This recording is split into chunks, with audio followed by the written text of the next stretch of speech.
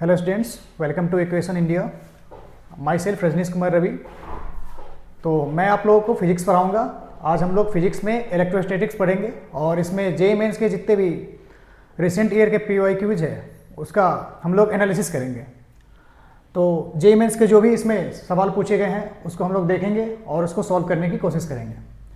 तो सबसे पहला जो हम लोग आज जो कवर करने वाले हैं इस सेशन में वो है हमारे पास जो टॉपिक्स कवर करने वाले हैं वो आज लगभग इन चार टॉपिक्स को कवर करेंगे। फर्स्ट टॉपिक होगा हमारे पास electric charges and Coulomb's law, second is electric field in lines, third is Gauss's law और चौथा हम लोग इलेक्ट्रिक डाइपोल को पढ़ेंगे। तो पहला जो क्वेश्चन है हमारे पास इससे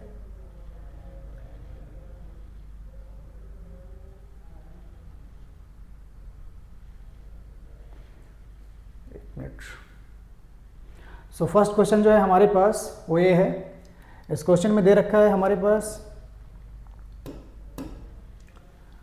to identical spheres P and S, दोनों का चार्ज दे रखा है जो कि एक दूसरे को रिपेल कर रहे हैं 60 न्यूटन से, और हमारे पास एक थर्ड आइडेंटिकल अनचार्ज स्फीयर है जिसका नाम दे रखा है आर।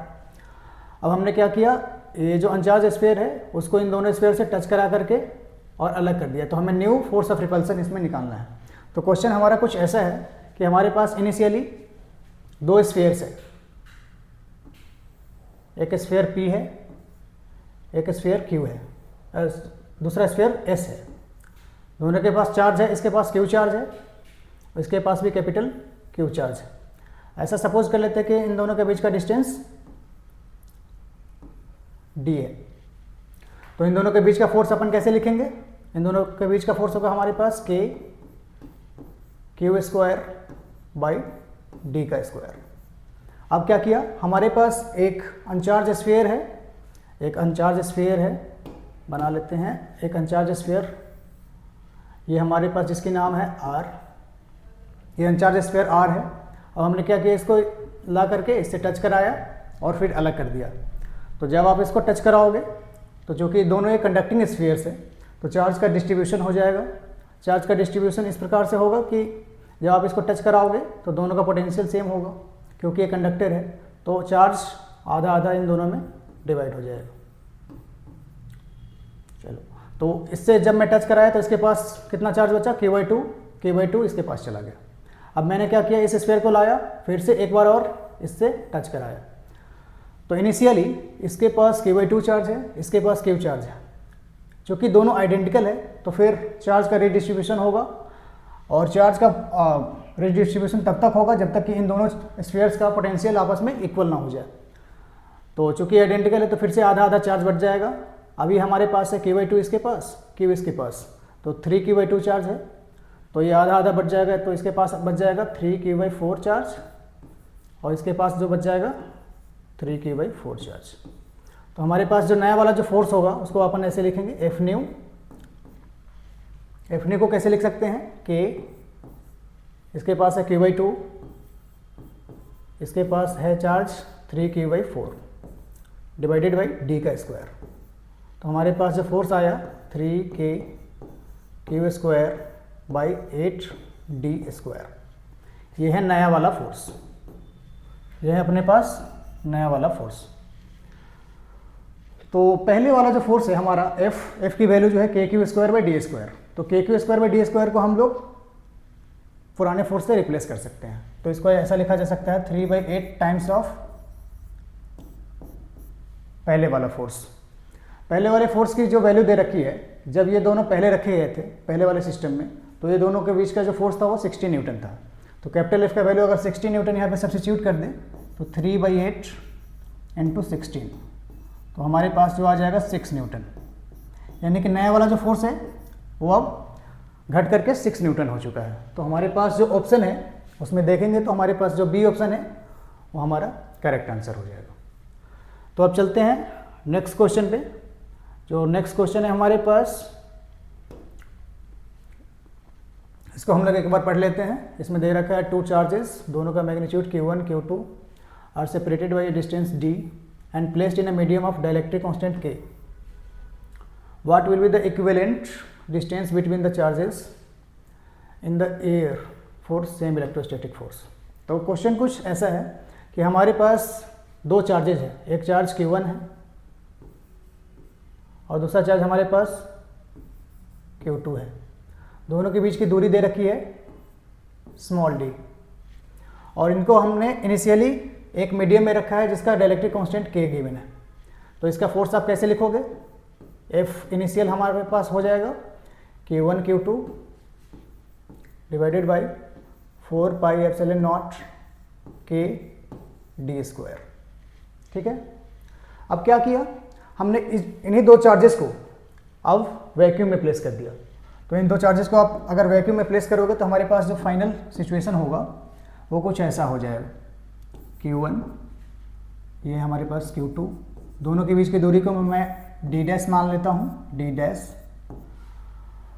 अब ये वैक्यूम में प्लेस्ड है, कहाँ प्लेस है? वैक्यूम में। तो वैक्यूम में एक दूसरे पे कितना फोर्स लगाएंगे आप? ये नया वाला जो फोर्स होगा हमारे पास, चूंकि इस क्वेश्चन में गिवन है कि दोनों में सेम फोर्स होना चाहिए, दोनों मीडियम में सेम फोर्स होना चाहिए, यानी कि पहले जो ये दोनों एक दूसरे पे जो फोर्स लगा रहे थे वही फोर्स अभी भी लगा रहे हैं। उसके लिए हमें ये d डैश की वैल्यू निकालना है। तो अब जो फोर्स लगा रहे होंगे वो भी Fi के बराबर ही होगा। तो इसको लिखेंगे अपन Q1 Q2 divided by 4 pi epsilon not d dash का स्क्वायर। क्योंकि ये दोनों फोर्स बराबर है, पहले वाले जो फोर्स जब किसी डाइलेक्ट्रिक कांस्टेंट में रखा गया था K में, तो ये वाला फोर्स और ये वाला फोर्स वैक्यूम में रखने के बाद भी फोर्स चेंज नहीं हो रहा है। तो इन दोनों को अपन बराबर कर देंगे। तो इन दोनों को आप बराबर करोगे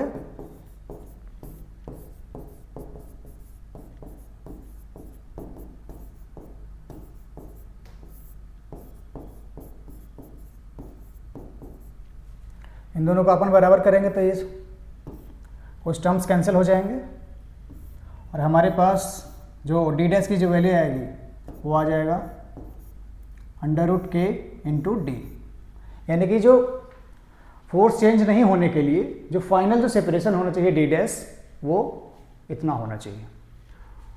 तो अगर हम लोग ऑप्शन देखें तो हमारे पास जो ऑप्शन मैच कर रहा है वो √k into D, so option A हमारा मैच कर रहा है। सो ऑप्शन ए इसका करेक्ट आंसर होगा। अब चलते हैं नेक्स्ट क्वेश्चन पे। तो इस क्वेश्चन में हमें दिया गया है कि two identical positive charge Q are fix at a distance of 2a apart from each other. अब एक अलग चार्ज है, अनदर पॉइंट चार्ज Q0 जिसकी मास गिवन है यहाँ पे m स्मॉल m, इनको प्लेस कर दिया गया है मिड पॉइंट पे। अब हमें बोला जा रहा है कि for small displacement along the line joining the fix charge the charge Q0 executes SHM। तो हमें SHM की टाइम पीरियड निकालना है। तो इस क्वेश्चन में ऐसा गिवन है कि हमारे पास टू आइडेंटिकल चार्ज है, ऐसा मान लेता हूँ मैं। यहाँ पे हमारे पास एक चार्ज है जिसका मैग्नीट्यूड है Q, एक और चार्ज है यहाँ पे Q, और इन दोनों के बीच की दूरी कितनी दे रखी है? 2a। इन दोनों के बीच की दूरी है 2a। अब इसके मिड पॉइंट पे हमने एक अलग चार्ज को प्लेस कर दिया है जिसकी मैग्नीट्यूड है Q0। यहाँ पे मिड पॉइंट पे, ये मिड पॉइंट पे हमने यहाँ पे Q0 चार्ज को प्लेस कर दिया। अब हमें इस Q0 का SHM का इस Q0 का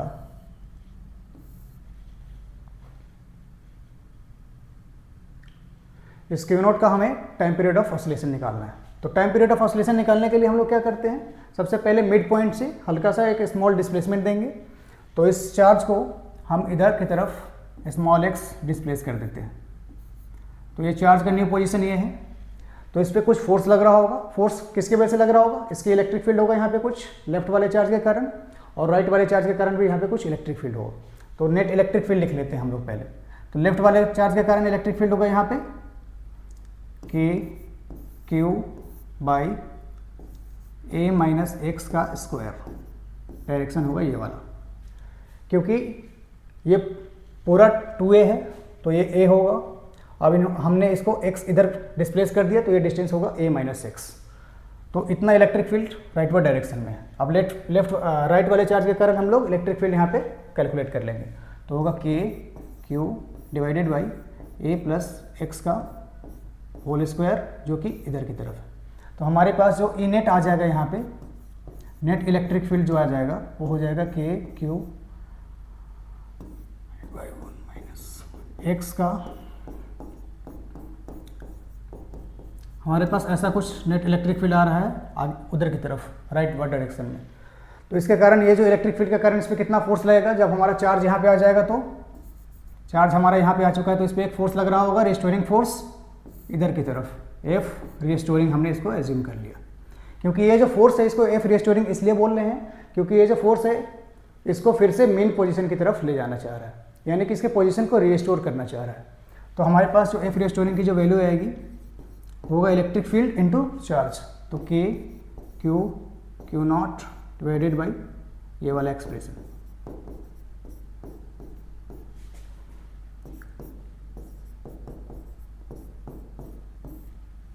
ठीक है, अब हम इसको इस एक्सप्रेशन को नेक्स्ट पेज पे कॉपी कर लेते हैं। तो हमारे पास जो एफ रिस्टोरिंग फोर्स की जो वैल्यू आई थी वो आई थी के क्यू नॉट डिवाइडेड बाई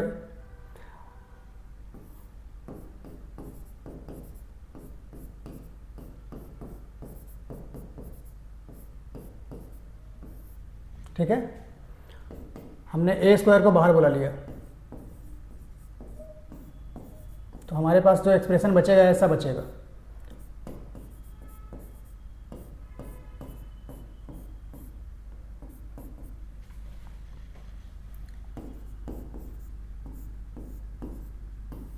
ठीक है, इसको और कुछ सिंप्लीफाई कर लिया जाए, इस पावर को अगर ऊपर ले जाएंगे तो हमारे पास हो जाएगा के Q not divided by A square 1 minus X by A की power -2 1 plus X by A की पावर -2।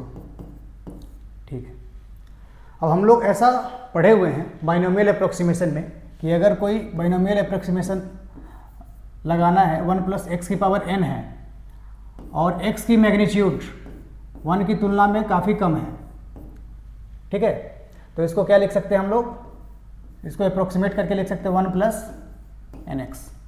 तो सिमिलरली हमारे पास ये जो डिस्प्लेसमेंट है x वो काफ़ी स्मॉल है, तो इसको अप्रोक्सीमेट कर सकते हैं बाइनोमियल अप्रोक्सीमेशन से।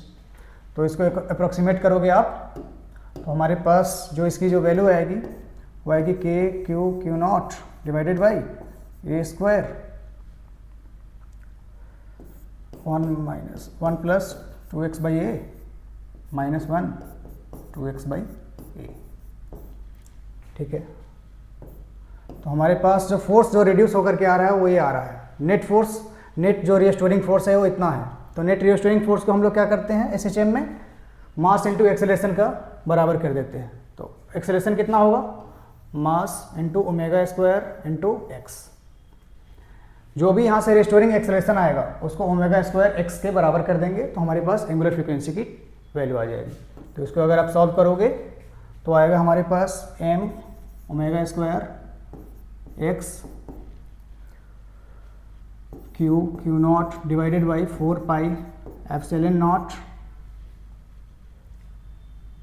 ए स्क्वायर 4x बाई ए। ठीक है, तो यहाँ से हमारे पास जो ओमेगा स्क्वायर की जो वैल्यू आएगी, ओमेगा की जो वैल्यू आएगी वो निकल के आ जाएगी Q not divided by pi epsilon not m ए की पावर 3। x से x कैंसिल हो जाएगा, यहाँ से x से x कैंसिल हो जाएगा तो हमारे पास ये टर्म्स बच जाएगा ऐसा अंडर रूट में। ठीक है, तो अपन टाइम पीरियड कैसे निकालेंगे, यहाँ से टाइम पीरियड हो जाएगा 2 पाई बाई ओमेगा। सब्स्टिट्यूट करोगे वैल्यू आप तो टाइम पीरियड के जो वैल्यू आता है यहाँ से वो आ जाएगा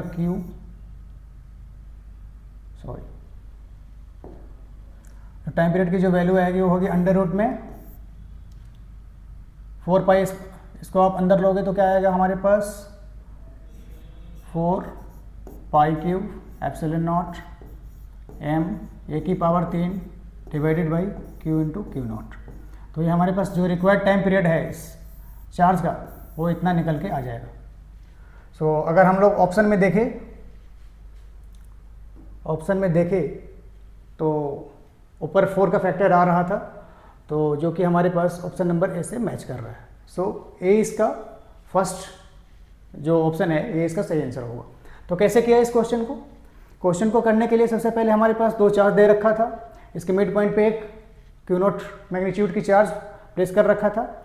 अब बोला कि इसका टाइम पीरियड ऑफ ऑसिलेशन निकालो। तो टाइम पीरियड निकालने के लिए इसके मेन पोजीशन से हल्का सा डिस्प्लेस किया और वहाँ पे नेट रिस्टोरिंग फोर्स को मास इंटू एक्सेलरेशन निकाला, वहाँ से एक्सेलरेशन निकाला, रिस्टोरिंग एक्सेलरेशन, और एक्सेलरेशन की वैल्यू को किसके बराबर कर दिया, ओमेगा स्क्वायर इंटू एक्स। ये SHM का कॉन्सेप्ट है, ठीक है। तो अब हम लोग चलते हैं नेक्स्ट क्वेश्चन पे।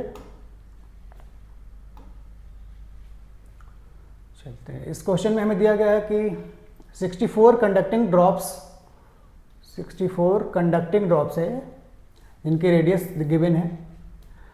Each carrying a charge of 5 microcoulomb are combined to form a bigger drop. The ratio of surface density of bigger drop to smaller drop will be. तो इस क्वेश्चन में ऐसा दिया गया है कि हमारे पास 64 स्मॉलर ड्रॉप्स है, छोटे छोटे ड्रॉप्स हैं, ऐसे ड्रॉप्स हैं, और सबका रेडियस गिवन है ये 0.02 मीटर। तो कुछ देर के लिए हम इसका रेडियस स्मॉल r से डिनोट कर लेते हैं। तो इनको कंबाइन करके हमने एक बड़ा सा एक ड्रॉप बनाया है। इसको कंबाइन किया तो एक बड़ा सा एक ड्रॉप बना। तो इसकी रेडियस कुछ देर के लिए कैपिटल R एज्यूम कर लेते हैं, और ये छोटे छोटे जो स्फीयर्स है इनका सिग्मा हम लोग सरफेस डेंसिटी हम लोग कुछ देर के लिए सिग्मा 1 एज्यूम कर लेते हैं और इसका सिग्मा 2 एज्यूम कर लेते हैं, ठीक है। तो जब ये छोटे छोटे जो 64 स्फीयर्स है इसको आप कंबाइन करोगे तो ये मिलके जब बड़े स्फीयर बनाएंगे तो पहले वाली जो वॉल्यूम थी नेट वॉल्यूम और बाद वाली जो लिक्विड की जो वॉल्यूम है वो बराबर होगी। यानी कि पहले वाली जो वॉल्यूम कितनी थी 64 इंटू एक स्फीयर की वॉल्यूम कितनी थी 4π/3 स्मॉल r की पावर 3, और बाद वाले जो वॉल्यूम के क्या हो जाएगी हमारे पास। अब ये जो वॉल्यूम थे पहले जो कि 64 स्फीयर्स में डिस्ट्रीब्यूटेड थे, अब वो एक बड़े वाले स्फीयर के पास है। तो इसको आप लिख सकते हैं 4π/3 कैपिटल R की पावर 3, ठीक है। 4π/3 से 4π/3 कैंसिल हो जाएगा और कैपिटल R का जो वैल्यू आ जाएगा हमारे पास स्मॉल r के टर्म में वो 4r आ जाएगा। इस वैल्यू को अभी रखते हैं। अब हम लोग यहाँ पे वॉल्यूम को कंजर्व कर दिया, यानी कि पहले जितने लिक्विड थे अभी भी उतने ही लिक्विड हैं, तो वॉल्यूम कंजर्व कर दिया। पहले जितने चार्ज थे जो कि इन स्फीयर्स में डिस्ट्रीब्यूटेड है, अभी इन स्फीयर्स के सरफेस पे डिस्ट्रीब्यूटेड है, वो अब कहाँ पे डिस्ट्रीब्यूटेड होंगे, इस बड़े वाले स्फीयर के सरफेस पे। तो चार्ज भी कंजर्व कर देंगे। अब हम लोग चार्ज को कंजर्व कर देंगे, पहले वाला चार्ज बराबर बाद वाला चार्ज। तो पहले वाला चार्ज किसके पास है 64 स्फीयर्स के पास है। तो 64 एक स्फीयर के पास कितना चार्ज है सिग्मा 1 इंटू 4π स्मॉल r का स्क्वायर। अब फाइनली इतने जो चार्ज है वो एक बड़े वाले स्फीयर के पास है, तो सिग्मा 2 इंटू 4π कैपिटल r का स्क्वायर। 4πr स्क्वायर क्यों लिया, क्योंकि ये कंडक्टर्स है, कंडक्टिंग ड्रॉप्स है। कंडक्टिंग ड्रॉप्स में वॉल्यूम में कोई भी चार्ज नहीं होगा, जो भी चार्ज होंगे इसके सरफेस पे होंगे, तो इसलिए सरफेस एरिया का वैल्यू लिख दिया, ठीक है। तो हमारे पास इस क्वेश्चन में निकालना है बड़े वाले स्फीयर की सरफेस डेंसिटी डिवाइडेड बाई छोटे वाले स्फीयर की सरफेस डेंसिटी, यानी कि सिग्मा 2/σ1 निकालना है, सिग्मा 2/σ1। तो सिग्मा 2/σ1 आ जाएगा हमारे पास 64 into small r by capital R का स्क्वायर। तो इसका वैल्यू आप सब्स्टिट्यूट करोगे तो इसका वैल्यू है 1/4, तो ये आ जाएगा हमारे पास 4:1, 4:1। तो अगर हम लोग ऑप्शन को देखें तो सिग्मा 2/σ1 की वैल्यू आ रही है 4:1, तो ऑप्शन नंबर बी इसका सही आंसर दिख रहा है। तो ये क्वेश्चन काफ़ी इजी था, इसमें कुछ भी नहीं करना था, सिर्फ देखना था कि बेसिक कॉन्सेप्ट को लगाना था। सिर्फ इसमें इलेक्ट्रोस्टैटिक्स का कुछ ज़्यादा यूज़ नहीं था, सिर्फ ये देखना था कि हमारे पास ये जो स्फीयर्स है इसमें चार्ज सरफेस पे डिस्ट्रीब्यूटेड होगा, तो अभी भी सरफेस पे ही डिस्ट्रीब्यूटेड होगा क्योंकि कंडक्टर है, कंडक्टर के अंदर कोई भी चार्ज नहीं रह सकता।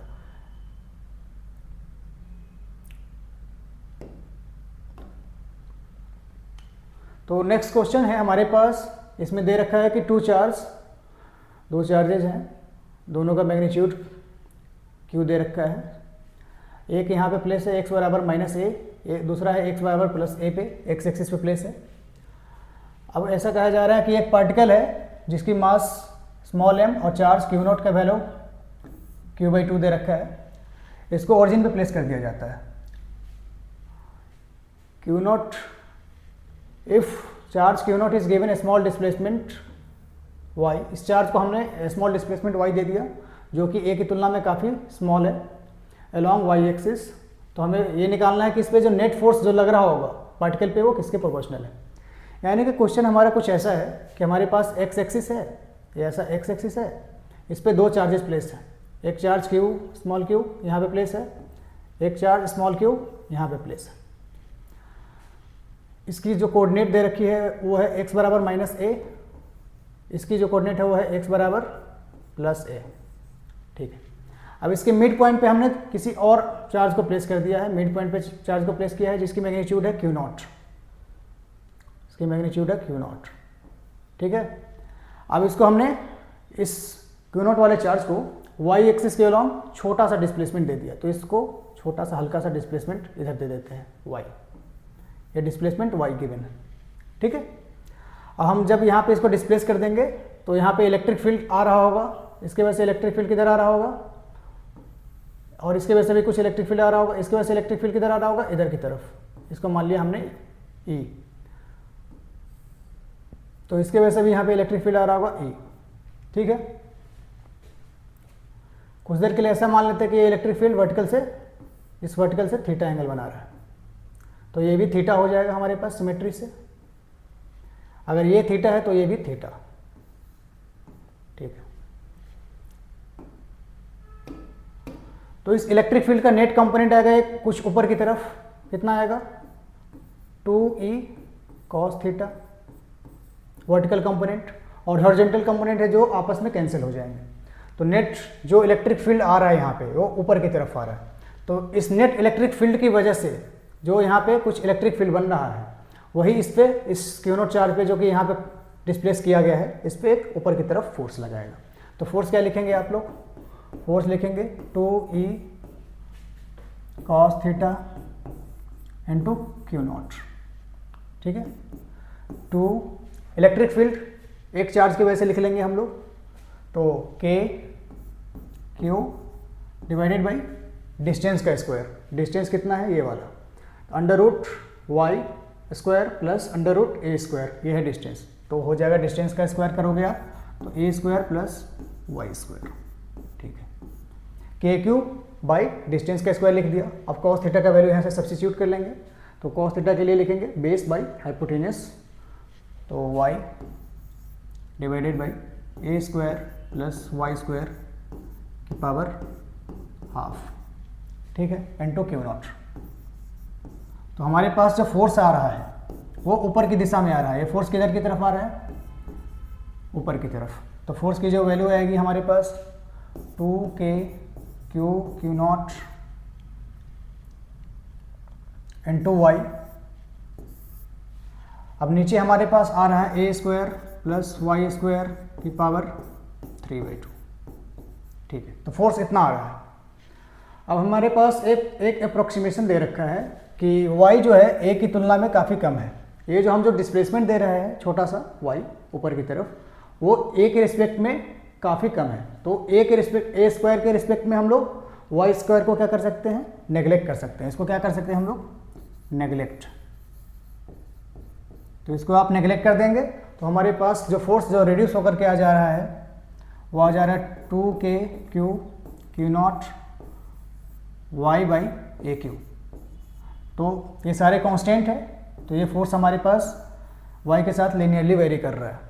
तो जो फोर्स है हमारा वो छोटा सा जो डिस्प्लेसमेंट दिए हैं उसके प्रोपोर्शनल है, यानी कि जितना आप डिस्प्लेसमेंट दोगे उतना फोर्स होगा। तो which is matching with our A option. तो इस क्वेश्चन का ए ऑप्शन सही आंसर है। तो इस क्वेश्चन में हमें बढ़िया सा एक क्वेश्चन था जिसपे हमें यहाँ पे इलेक्ट्रिक फील्ड पहले देखना था, इस इलेक्ट्रिक फील्ड की वजह से फिर फोर्स देखना था, और उस फोर्स का वेरिएशन y के रिस्पेक्ट में कैसा होगा जब y काफ़ी छोटा होगा तब वो देखना था। तो चलते हैं हम नेक्स्ट सवाल पे। अगला जो सवाल है हमारे पास, इस सवाल में दे रखा है कि हमारे पास एक कॉन्फ़िगरेशन है जिसमें two charges, two point and equal charges, दोनों की मैग्नीट्यूड हमें 2 माइक्रोकूलम दे रखा है। इसको प्लेस किया गया है इंक्लाइन प्लेन पे। Mass of each point charges is 20 ग्राम, यानी कि दोनों ही पॉइंट चार्जेस हैं, उनके मास दे रखे हैं। कहीं भी कोई फ्रिक्शन नहीं है बिटवीन चार्ज एंड प्लेन। अब हमें ये निकालना है कि ये हाइट कितना होगा ताकि ये वाला जो चार्ज है ये इक्विलिब्रियम में रहे। तो ये वाला चार्ज इक्विलिब्रियम में रहने के लिए ये हाइट कितना होगा वो हमें निकालना है। तो सबसे पहले इस पर देख लेते हैं कि कौन कौन सा फोर्स लग रहा है। तो इसका खुद का मास है, तो इस मास के कारण एक वर्टिकली डाउनवर्ड डायरेक्शन में एक mg फोर्स एक्ट करेगा। ठीक है, अब ये चार्ज तो फिक्स है, इस चार्ज के कारण क्या लग रहा होगा, एक बाहर की दिशा में अप द इंक्लाइन एक इलेक्ट्रोस्टैटिक रिपल्सिव फोर्स लग रहा होगा। तो सबसे पहले ये दूरी हम लोग निकाल लेते हैं। ये दूरी कितनी है, ये 30 डिग्री है। तो इसको आप लिख सकते हैं, दूरी को लिखा जा सकता है। इस दूरी को क्या लिखा जा सकता है, h/sin 30। तो ये दूरी आ जाएगा हमारे पास 2h। ये दूरी कितना आ गया, 2h। तो इस पर एक इलेक्ट्रोस्टैटिक रिपल्सिव फोर्स लग रहा होगा अप द इंक्लाइन, कितना, k Q0 square divided by 4h square.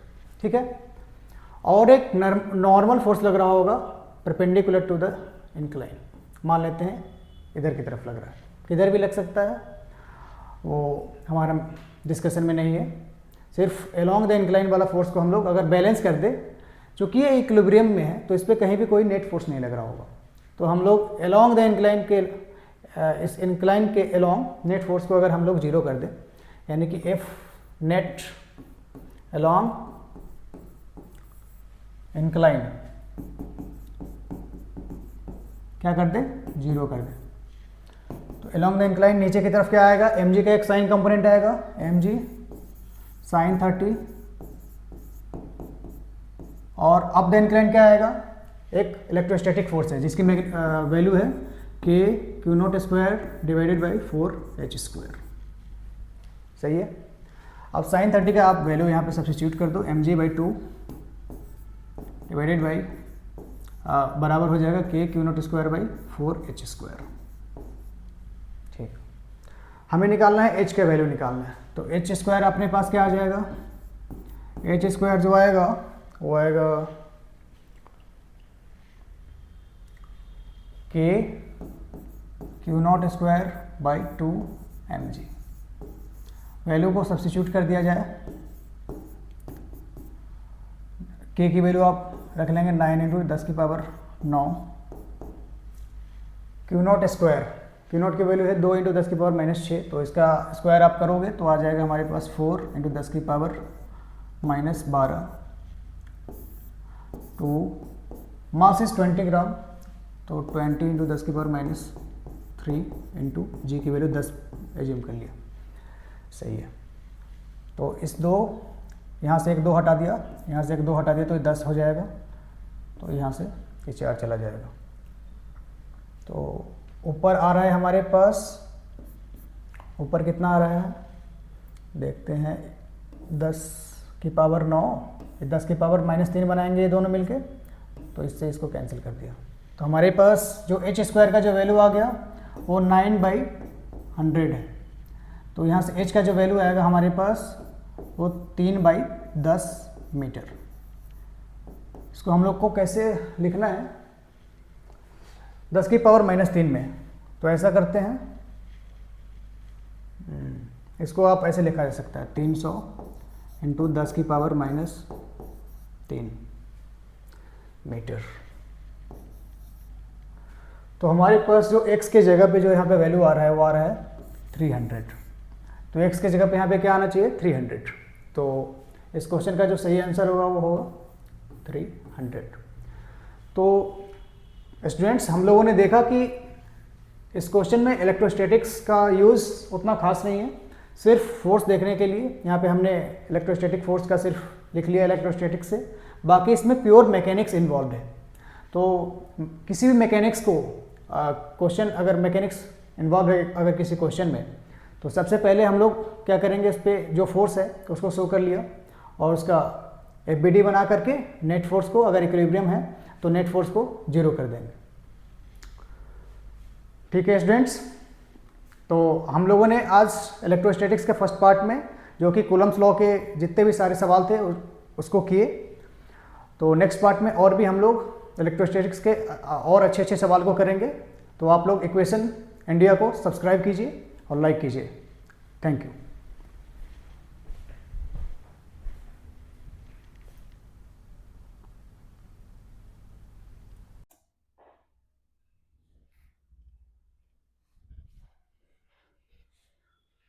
Hello students, welcome to Equation India. तो आज हम लोग इलेक्ट्रोस्टैटिक्स के सेकेंड टॉपिक का डिस्कशन करेंगे, जिसमें हमारे पास इलेक्ट्रिक फील्ड एंड लाइंस। तो इसके क्वेश्चंस देख लेते हैं। हमारे पास जो पहला क्वेश्चन है इसमें दे रखा है कि स्फेरिकल सिमेट्रिकल चार्ज डिस्ट्रीब्यूशन, जिसकी चार्ज डेंसिटी हमें दे रखा है। जब स्फीयर के अंदर की जो चार्ज डेंसिटी है वो ऐसा है, स्फीयर के बाहर का जो चार्ज डेंसिटी है वो 0 है। यानी कि ये जो हमारा स्फीयर है इसके अंदर स्फीयर जो चार्ज डेंसिटी है वो इस फंक्शन के द्वारा दिया जा रहा है और इसके बाहर कहीं भी कोई चार्ज नहीं है। तो हमें पूछा क्या गया है इस क्वेश्चन में, electric field at point P. हमें इस पॉइंट पी पे इलेक्ट्रिक फील्ड निकालना है। तो पी पॉइंट से गुजरता हुआ हम लोग गॉसियन सर्फेस को कंसीडर कर लेते हैं। ये हमारा गॉसियन सर्फेस। अब इसमें हम लोग गॉस लॉ को यूज कर लेते हैं। तो गॉस लॉ हो जाएगा हमारे पास E डॉट dA का integration on any closed surface is equals to Q enclosed by epsilon naught. ठीक है, तो हमारे पास इलेक्ट्रिक फ्लक्स क्या हो जाएगा, ये लेफ्ट साइड वाला इलेक्ट्रिक फ्लक्स। तो हर एक पॉइंट पे इलेक्ट्रिक फील्ड की वैल्यू क्या होगी, E, और इलेक्ट्रिक फील्ड होगा रेडियल। तो हमारे पास इसकी जो वैल्यू है डायरेक्टली लिख सकते हैं हम लोग E into 4 pi into small are का स्क्वायर।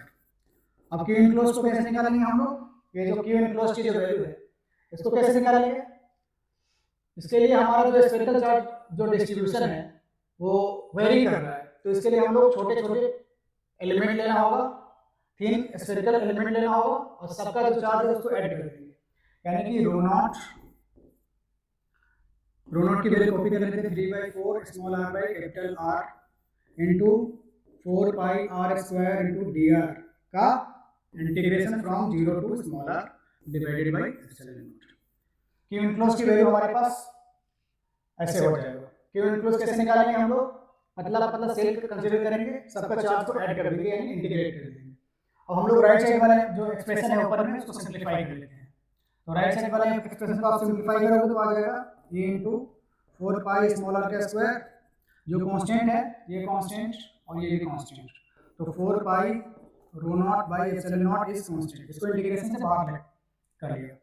अब किसको इंटीग्रेट करना है, 3/4 इनटू r स्क्वायर r की पावर 3 बाय कैपिटल R। इसको आप इंटीग्रेट कर लो 0 से लेकर के स्मॉल r। ठीक है, इसको इंटीग्रेट करोगे तो हम आप सिर्फ राइट साइड वाले एक्सप्रेशन को लिख रहे हैं। राइट साइड वाले एक्सप्रेशन को यहाँ पे कॉपी कर लेंगे, 4 pi rho not by epsilon not. इसको आप इंटीग्रेट करोगे तो हो जाएगा 3/4 स्मॉल r की पावर 3/3। ये हो जाएगा स्मॉल r की power 4/4 times of capital R। ठीक है, ये 3 से 3 कैंसिल हो जाएगा। अब 4 pi rho not by epsilon not, नीचे से 4 को कॉमन ले लिया और ऊपर से आर क्यू को बाहर बना लिया। तो ये हमारे पास अंदर ब्रैकेट में जो बच जाएगा हो जाएगा, इधर से बच गया 1, इधर से बच गया small r by capital R। ठीक है, अब ये 4 से 4 कैंसिल हो जाएगा, 4 से 4 कैंसिल हो जाएगा। तो ये लेफ्ट साइड में जो एक्सप्रेशन है हमारे पास ये इनटू 4 पाई r स्क्वायर और राइट साइड में हमारे पास कुछ ऐसा एक्सप्रेशन है। जब आप इन दोनों को इक्वेट करोगे तो इलेक्ट्रिक फील्ड की जो वैल्यू आएगी निकल के हमारे पास वो rho not r by 4 epsilon not into 1 minus small r by capital R। तो हमारे पास जो इलेक्ट्रिक फील्ड का जो वैल्यू आ रहा है पी पॉइंट पे वो ऐसा आ रहा है निकल के। तो इसमें ऑप्शन से मैच करेंगे हम, तो rho not r by 4 epsilon not into 1 minus capital R by small r by capital R। तो ऑप्शन नंबर सी हमारा आंसर होगा इस क्वेश्चन। तो स्टूडेंट्स इस क्वेश्चन में हमारे पास चार्ज डेंसिटी दे रखा है और इलेक्ट्रिक फील्ड निकालना है। तो ऐसे किसी भी क्वेश्चन को करने के लिए हम लोग सिर्फ गॉस लॉ का यूज करेंगे, एक गॉसियन सरफेस लेंगे और वहां पे इलेक्ट्रिक फील्ड के वजह से फ्लक्स लिख लेंगे, उसको Q enclose by epsilon not लिख लेंगे और यहाँ से जो सिंपलीफाई करोगे तो हमारे पास इलेक्ट्रिक फील्ड की वैल्यू आ जाएगी।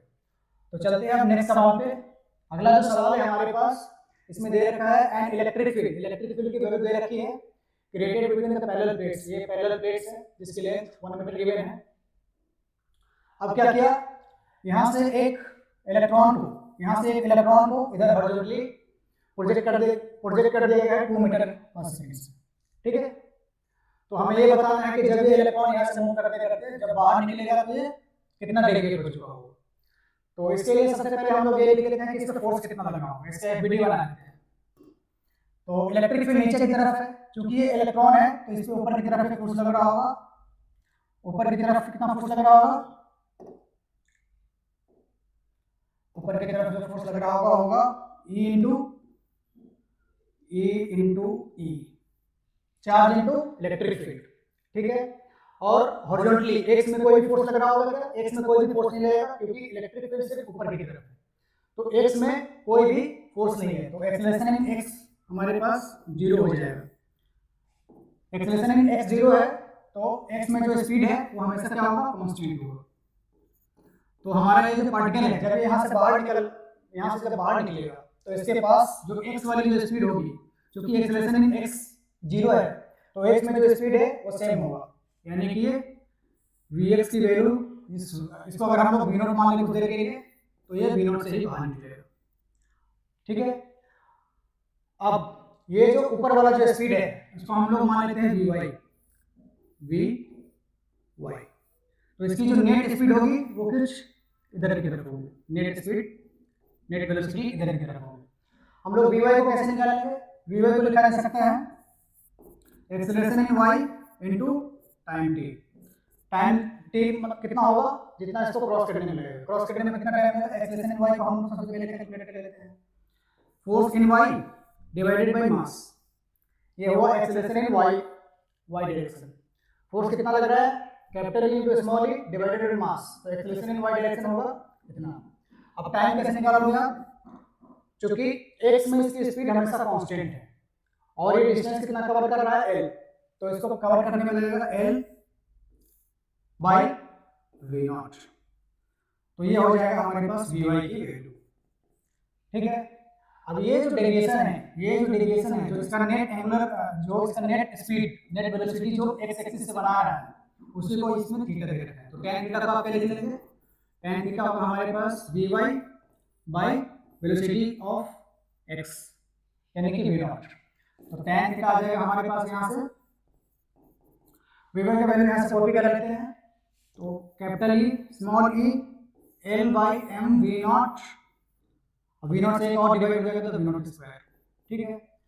अब इलेक्ट्रिक फील्ड की वैल्यू इस क्वेश्चन में कितनी दे रखी है, 8m बाय e, तो इसको लिख देते हैं 8m बाय e, ऊपर e, लेंथ की वैल्यू आप लोगों को इस क्वेश्चन में प्रोवाइडेड है 1 मीटर, तो इसको 1 मीटर लिख लेंगे, m इंटू v0 कितना है इसमें 2, तो v0 का स्क्वायर हो जाएगा हमारे पास 4। m e आपस में कैंसिल हो जाएंगे, हमारे पास tan थीटा का जो वैल्यू आ जाएगा यहाँ से tan थीटा बराबर 2, तो थीटा आ जाएगा हमारे पास जो एंगल ऑफ डेविएशन है वो हो जाएगा tan इनवर्स 2। तो हमारा जो इलेक्ट्रॉन है जिसको हमने हॉरिजॉन्टली प्रोजेक्ट किया था v0 की स्पीड से, v0 की वैल्यू 2 मीटर पर सेकंड है, वो जब यहाँ से क्रॉस करके बाहर निकलेगा तो इस एक्स एक्सिस से कितना थीटा एंगल डेविएट हो चुका होगा, थीटा की वैल्यू tan इनवर्स 2 होगी। सो अगर हम लोग ऑप्शन से मैच कर ले तो हमारे पास जो बी ऑप्शन है वो सही होगा इसका। तो इस क्वेश्चन में हमारे पास इलेक्ट्रोस्टैटिक्स का यूज सिर्फ इस इलेक्ट्रिक फील्ड की वजह से फोर्स लिखने तक है, उसके बाद इसमें प्योर मैकेनिक्स इन्वॉल्व है, ठीक है। अब चलते हैं हम लोग अगले क्वेश्चन पे। तो इस क्वेश्चन में हमारे पास 3 चार्ज दे रखे हैं। पहला चार्ज q/2 का है, इसको यहाँ पे प्लेस कर दिया गया है। स्क्वायर के वर्टिसेस है, पहले वाले वर्टिसेस को हमने a बोला है, यहाँ पे q/2 चार्ज को प्लेस कर दिया है। अब b वर्टिसेस पे q को प्लेस कर दिया है, c पे q/2 को प्लेस कर दिया है और इसका साइड लेंथ ए गिवन है, यानी कि साइड की लेंथ, इसके स्क्वायर की साइड की लेंथ ए है, यानी कि इसका साइड लेंथ ए होगा। तो ये भी है, सारे ए हुए हैं। तो हमें क्या निकालना है इस क्वेश्चन में, electric field at D point. तो electric field at D point आप कैसे लिखोगे, इसके वजह से इलेक्ट्रिक फील्ड होगा यहाँ पे, इसके वजह से इलेक्ट्रिक फील्ड होगा और इसके वजह से इलेक्ट्रिक फील्ड होगा। तीनों के वजह से इलेक्ट्रिक फील्ड लिखेंगे, उसको वेक्टोरियली ऐड करेंगे। तो सबसे पहला वाला जो चार्ज है इसके वजह से इलेक्ट्रिक फील्ड हम लोग लिख देते हैं यहाँ पे डी पे। तो डी पे जो इलेक्ट्रिक फील्ड होगा पहले वाले चार्ज की वजह से होगा के, क्यू की वैल्यू हो जाएगा q/2 बाय डिस्टेंस का स्क्वायर, kq/a स्क्वायर। ये हो गया यहाँ वाले q/2 वाले चार्ज के कारण इलेक्ट्रिक फील्ड यहाँ पे। अब इस चार्ज के कारण आप इलेक्ट्रिक फील्ड लिखोगे तो डायगोनल के अलावा होगा 45 डिग्री पे, k q divided by distance का स्क्वायर। ये डिस्टेंस कितना होगा, डायगोनल का लेंथ का स्क्वायर, तो √2 a का स्क्वायर यानी कि 2a स्क्वायर। ठीक है, ये लग रहा होगा 45 डिग्री पे, 45 डिग्री।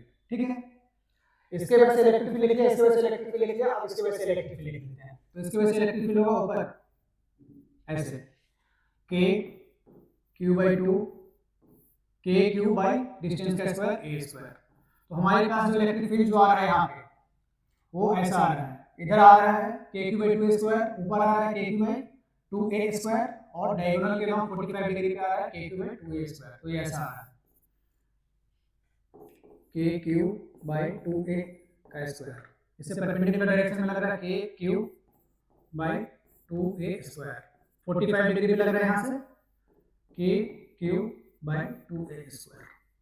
ठीक है, तो हमें नेट इलेक्ट्रिक फील्ड क्या हो जाएगा, इन दोनों के, इनका और इनका रिजल्टेंट, क्योंकि दोनों सेम मैग्नीट्यूड के फोर्स है, परपेंडिकुलर लग रहे हैं एक दूसरे के, तो इन दोनों का रिजल्टेंट आएगा, इधर डायगोनल के अलावा किया जाएगा। तो नेट इलेक्ट्रिक फील्ड जो आ जाएगा वो हमारे पास आ जाएगा ये electric field kq/2a square plus इन दोनों का रिजल्टेंट, इन दोनों का रिजल्टेंट कितना आ जाएगा, ये फोर्स सॉरी ये वाला इलेक्ट्रिक फील्ड इनटू √2, क्योंकि ये दोनों सेम मैग्नीट्यूड के हैं, kq/2a स्क्वायर इनटू √2। तो इसमें से हम लोग kq/a स्क्वायर को कॉमन अगर ले लें तो हमारे पास बच जाएगा 1/2 और ये हो जाएगा 1/√2। अब k का वैल्यू हम सब्स्टिट्यूट कर लेते हैं 1/4πε0। तो q divided by 4πε0 a square 1/2 plus 1/√2। तो हमारे पास जो नेट इलेक्ट्रिक फील्ड आ रहा है at point D, net electric field at point D कितना आ जा रहा है हमारे पास, इतना। इसका डायरेक्शन कितना होगा नेट इलेक्ट्रिक फील्ड का, और डायगोनल के अलोंग ही होगा, इधर होगा नेट इलेक्ट्रिक फील्ड इनेट। ठीक है, इनेट का वैल्यू भी निकल चुका है, डायरेक्शन भी निकल चुका है। तो हमें पूछा क्या गया है, मैग्नीट्यूड पूछा गया है। तो मैग्नीट्यूड हो जाएगा ये वाला। ठीक है, तो ए ऑप्शन इसका सही आंसर होगा। तो ये काफी इजी क्वेश्चन था हमारे पास, इसमें कुछ नहीं करना था, सिर्फ इलेक्ट्रिक फील्ड की वैल्यू निकालनी थी। तो तीनों चार्जेस में से अलग अलग इलेक्ट्रिक फील्ड लिया और तीनों को वेक्टोरियली हम लोग ऐड कर लेंगे। अब चलते हैं अगले सवाल पे। अगला सवाल हमारे पास है जिसमें कि हमारे पास दो इनफाइनाइट शीट्स दे रखे हैं, दोनों का यूनिफॉर्म चार्ज डेंसिटी है, चार्ज डेंसिटी दोनों का यूनिफॉर्म है। पहले वाले का चार्ज डेंसिटी इसमें दे रखा है सिग्मा प्लस, दूसरे वाले का चार्ज डेंसिटी है सिग्मा माइनस। और ऐसा दे रखा है कि सिग्मा प्लस का जो मैग्नीट्यूड है वो सिग्मा माइनस के मैग्नीट्यूड से ज्यादा है, बड़ा है, और दोनों एक दूसरे को राइट एंगल पे कनेक्ट कर रहे हैं। तो हमें इलेक्ट्रिक फील्ड का पैटर्न बताना है कि कैसा होगा। तो ऐसा मान लेते हैं हमारे पास ये सिग्मा प्लस है, ये क्या है, सिग्मा प्लस वाला शीट है, और ये हमारे पास सिग्मा माइनस वाला शीट है, सिग्मा माइनस है इसमें। ये एक प्लेन है और एक ये प्लेन है, इस पे चार्ज डेंसिटी सिग्मा प्लस है, इस पे चार्ज डेंसिटी सिग्मा माइनस है। तो फर्स्ट क्वाड्रेंट में किसी पॉइंट पे हम इलेक्ट्रिक फील्ड देख लेते हैं दोनों की वजह से। तो इसके वजह से जो इलेक्ट्रिक फील्ड आएगा वो आएगा सिग्मा प्लस बाय 2ε0। ठीक है, और नेगेटिव वाले की वजह से जो इलेक्ट्रिक फील्ड आएगा वो इधर आएगा सिग्मा माइनस बाय 2ε0। ठीक है, अब देखते हैं सिग्मा प्लस की वैल्यू, सिग्मा प्लस की मैग्नीट्यूड ज्यादा है, तो ये वाला जो इलेक्ट्रिक फील्ड है जो ऊपर दिशा में है उसका जो लेंथ होगा, इसका जो मैग्नीट्यूड है वो ज़्यादा है, ये वाला मैग्नीट्यूड ज़्यादा है, ये वाला मैग्नीट्यूड कम है। तो इस वेक्टर को हमने बड़े वेक्टर की तरह दिखाया है, इस वेक्टर को हमने छोटे लेंथ वेक्टर की तरह दिखाया है। तो यहाँ पे जो इलेक्ट्रिक फील्ड होगा वो वर्टिकल की तरफ ज़्यादा शिफ्टेड होगा, ये जो एंगल होगा वो 45 से कम होगा। तो हमारे पास जो इलेक्ट्रिक फील्ड की जो पैटर्न आएंगे फर्स्ट क्वाड्रेंट में वो कुछ ऐसा आएगा, ये रहा अपना सिग्मा प्लस, ये रहा अपना सिग्मा माइनस। तो इलेक्ट्रिक फील्ड की पैटर्न होगी वर्टिकल की तरफ शिफ्टेड ऐसे होगी, इलेक्ट्रिक फील्ड लाइंस यहाँ से ओरिजिनेट होंगे और इस पे जाकर के ऐसे टर्मिनेट हो जाएंगे, ठीक है। सिमिलरली इस क्वाड्रेंट में भी हमारे पास इलेक्ट्रिक फील्ड का जो पैटर्न होगा वो ऐसा ही होगा,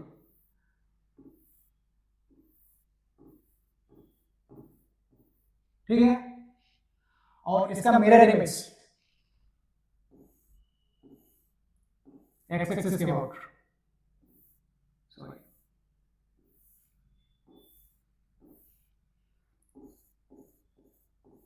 तो हमारे पास इलेक्ट्रिक फील्ड पैटर्न कुछ ऐसा होगा इसका, ठीक है।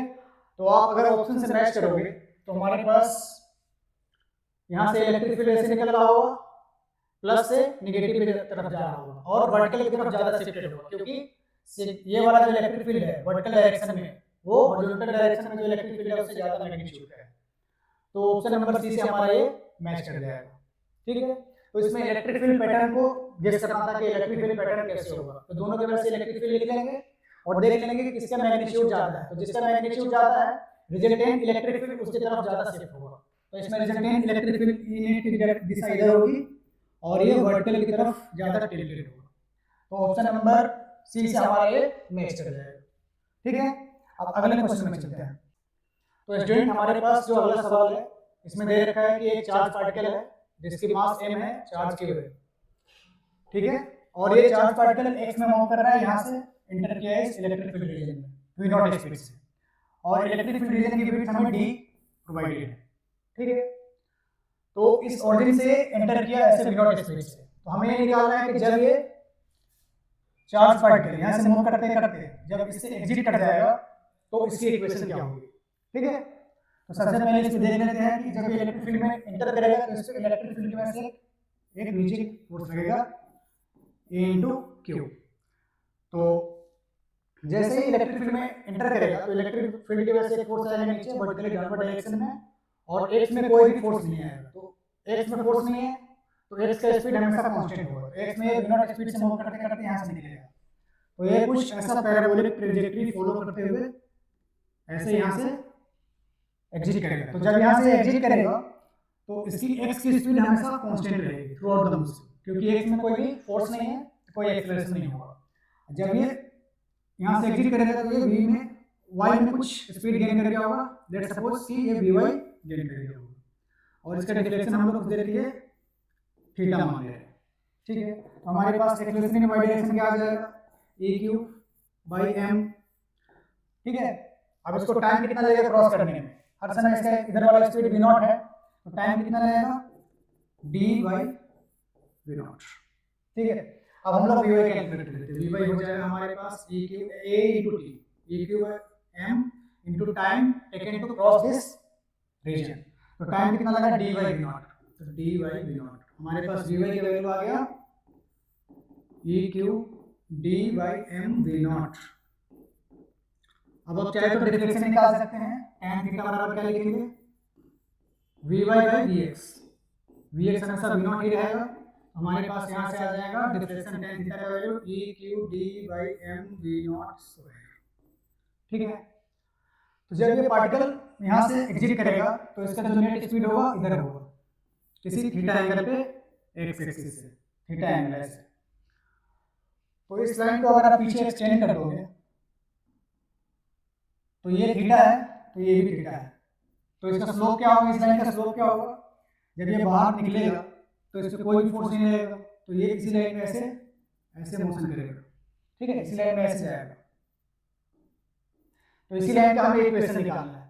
तो इस लाइन को इक्वेशन कैसे निकालोगे आप, इसका स्लोप पता हो जाना चाहिए। अगर इसका स्लोप पता हो जाए और ये वाला पॉइंट पता हो जाए तो आप पॉइंट स्लोप फॉर्म में इसका इक्वेशन निकाल सकते हैं। तो इसका स्लोप आप निकालेंगे। तो इस लाइन को हमने पीछे एक्सटेंड कर दिया, तो ये थीटा तो ये भी थीटा, तो इसका स्लोप हो जाएगा, ये एंगल हो जाएगा हमारे पास पाई माइनस थीटा। तो इसका स्लोप हो जाएगा, स्लोप लिखेंगे इस इक्वेशन का आप tan of pi minus theta, यानी कि minus of tan theta, minus of tan theta. तो इसका स्लोप आ जाएगा अपने पास minus of this tan theta, minus of e Q D by M V not square. Slope पता चल गया। अब कुछ देर के लिए हम इस कोऑर्डिनेट को, जिस कोऑर्डिनेट से बाहर निकलना है, इसको हम लिख सकते हैं x not y not coordinate assume कर लेते हैं। x नॉट का वैल्यू अपने पास आ जाएगा, x नॉट का वैल्यू क्या आ जाएगा हमारे पास, x नॉट का वैल्यू हो जाएगा d, क्योंकि x में d आगे मूव कर गया होगा, और y नॉट आप लिख लेंगे, y नॉट हो जाएगा हमारे पास ये जो कि x एक्सिस के नीचे से क्रॉस करेगा, तो माइनस हाफ, x में कितना डिस्टेंस होगा इसका, कितना डिस्टेंस चला है, half a t square, half a into t, t कितना है d by d square by v not square. तो हमारे पास वाई नॉट का जो वैल्यू आ गया वो आ गया minus of e q D square by 2m we not square. अब हमारे पास इस लाइन पे लाई करने वाला एक पॉइंट पता चल चुका है, x नॉट y नॉट, इसका कोऑर्डिनेट हम लोगों ने फाइंड आउट कर लिया है और इसका स्लोप भी फाइंड आउट कर लिया है। तो इसका इक्वेशन आप कैसे लिखेंगे, इसका इक्वेशन लिख सकते हैं पॉइंट स्लोप फॉर्म में।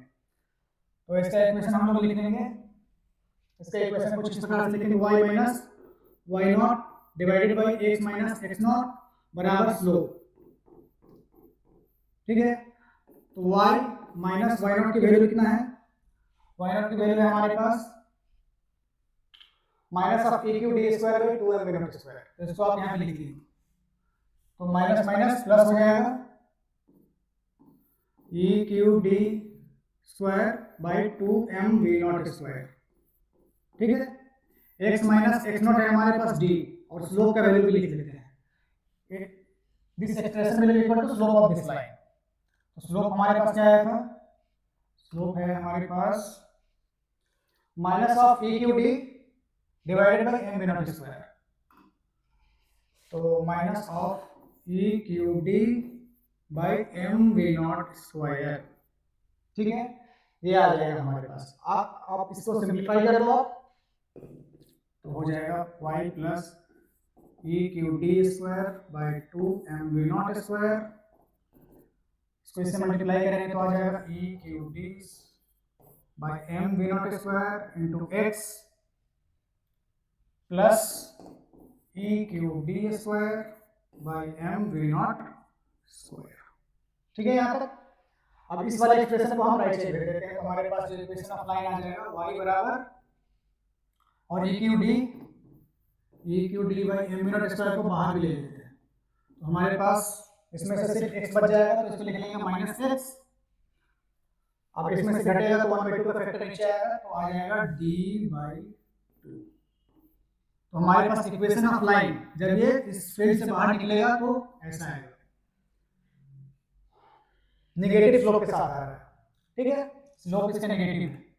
तो अगर आप इसको ऑप्शन से मैच कराओगे तो हमारा ऑप्शन नंबर जो भी है वो इक्वेशन ऑफ लाइन आ जाएगा, जब ये इस फील्ड से बाहर निकल जाएगा तब। तो इस लाइन का इक्वेशन हमारे पास ये वाला होगा। तो ये बढ़िया सवाल था, इसमें हमारे पास इलेक्ट्रिक फील्ड के वजह से फोर्स लिखना था, और दो डायरेक्शन में हम लोग इंडिपेंडेंटली देख लेंगे, जैसे हम लोग प्रोजेक्टाइल के क्वेश्चन को करते हैं। तो x में कोई भी फोर्स नहीं है, x का स्पीड हमेशा थ्रू द मोशन कांस्टेंट रहेगा, और y में एक्सीलरेटेड मोशन होगा कांस्टेंट एक्सीलरेशन के साथ। तो ये यहां से यहां तक पैराबोलिक ट्रैजेक्टरी फॉलो करते हुए आया, इसके बाद ये स्ट्रेट लाइन में मोशन करते हुए ऐसे चला जाएगा। इसी स्ट्रेट लाइन का इक्वेशन हम लोग पॉइंट स्लोप फॉर्म में निकाल लिया। सबसे पहले इसका स्लोप निकाल लिया डेरिवेशन से, उसके बाद इस पे लाई करने वाला एक पॉइंट निकाल लिया, फिर स्लोप पॉइंट फॉर्म में इसका इक्वेशन लिख दिया, ठीक है। तो अब चलते हैं अगले स्टूडेंट पे, अगले क्वेश्चन पे। तो हमारे पास जो अगला सवाल है वो जनवरी 2020 के जेईई मेंस पेपर का है। इस क्वेश्चन में हमारे पास दे रखा है कि एक स्फीयर है जिसकी रेडियस कैपिटल आर है, और इसमें जो चार्ज डेंसिटी है वो यूनिफॉर्म चार्ज डेंसिटी है रो। अब इस स्फीयर में से छोटे वाला स्फीयर r/2 रेडियस का हमने काट करके निकाल लिया। अब हमारे पास जो पूछा जा रहा है इस क्वेश्चन में, electric field at this point A divided by electric field at this point B, दोनों के इलेक्ट्रिक फील्ड के मैग्नीट्यूड का रेशियो हमें पूछा गया है। जब ये हमारे पास ये रिमेनिंग पोर्शन है, इसकी वजह से यहाँ पे इलेक्ट्रिक फील्ड निकालो प्लस डिवाइडेड बाय यहाँ पे इलेक्ट्रिक फील्ड निकालो और दोनों का रेशियो निकाल करके हमें आंसर कमेंट करना है। ठीक है, तो कुछ देर के लिए ऐसा मान लेते हैं कि अगर हमारे पास ये स्फीयर पूरा होता, ये स्फीयर पूरा होता तो ऐसे भरा होता, इसमें भी चार्ज भरा होता और इसमें भी चार्ज भरा होता, इसमें भी चार्ज भरा होता। ठीक है,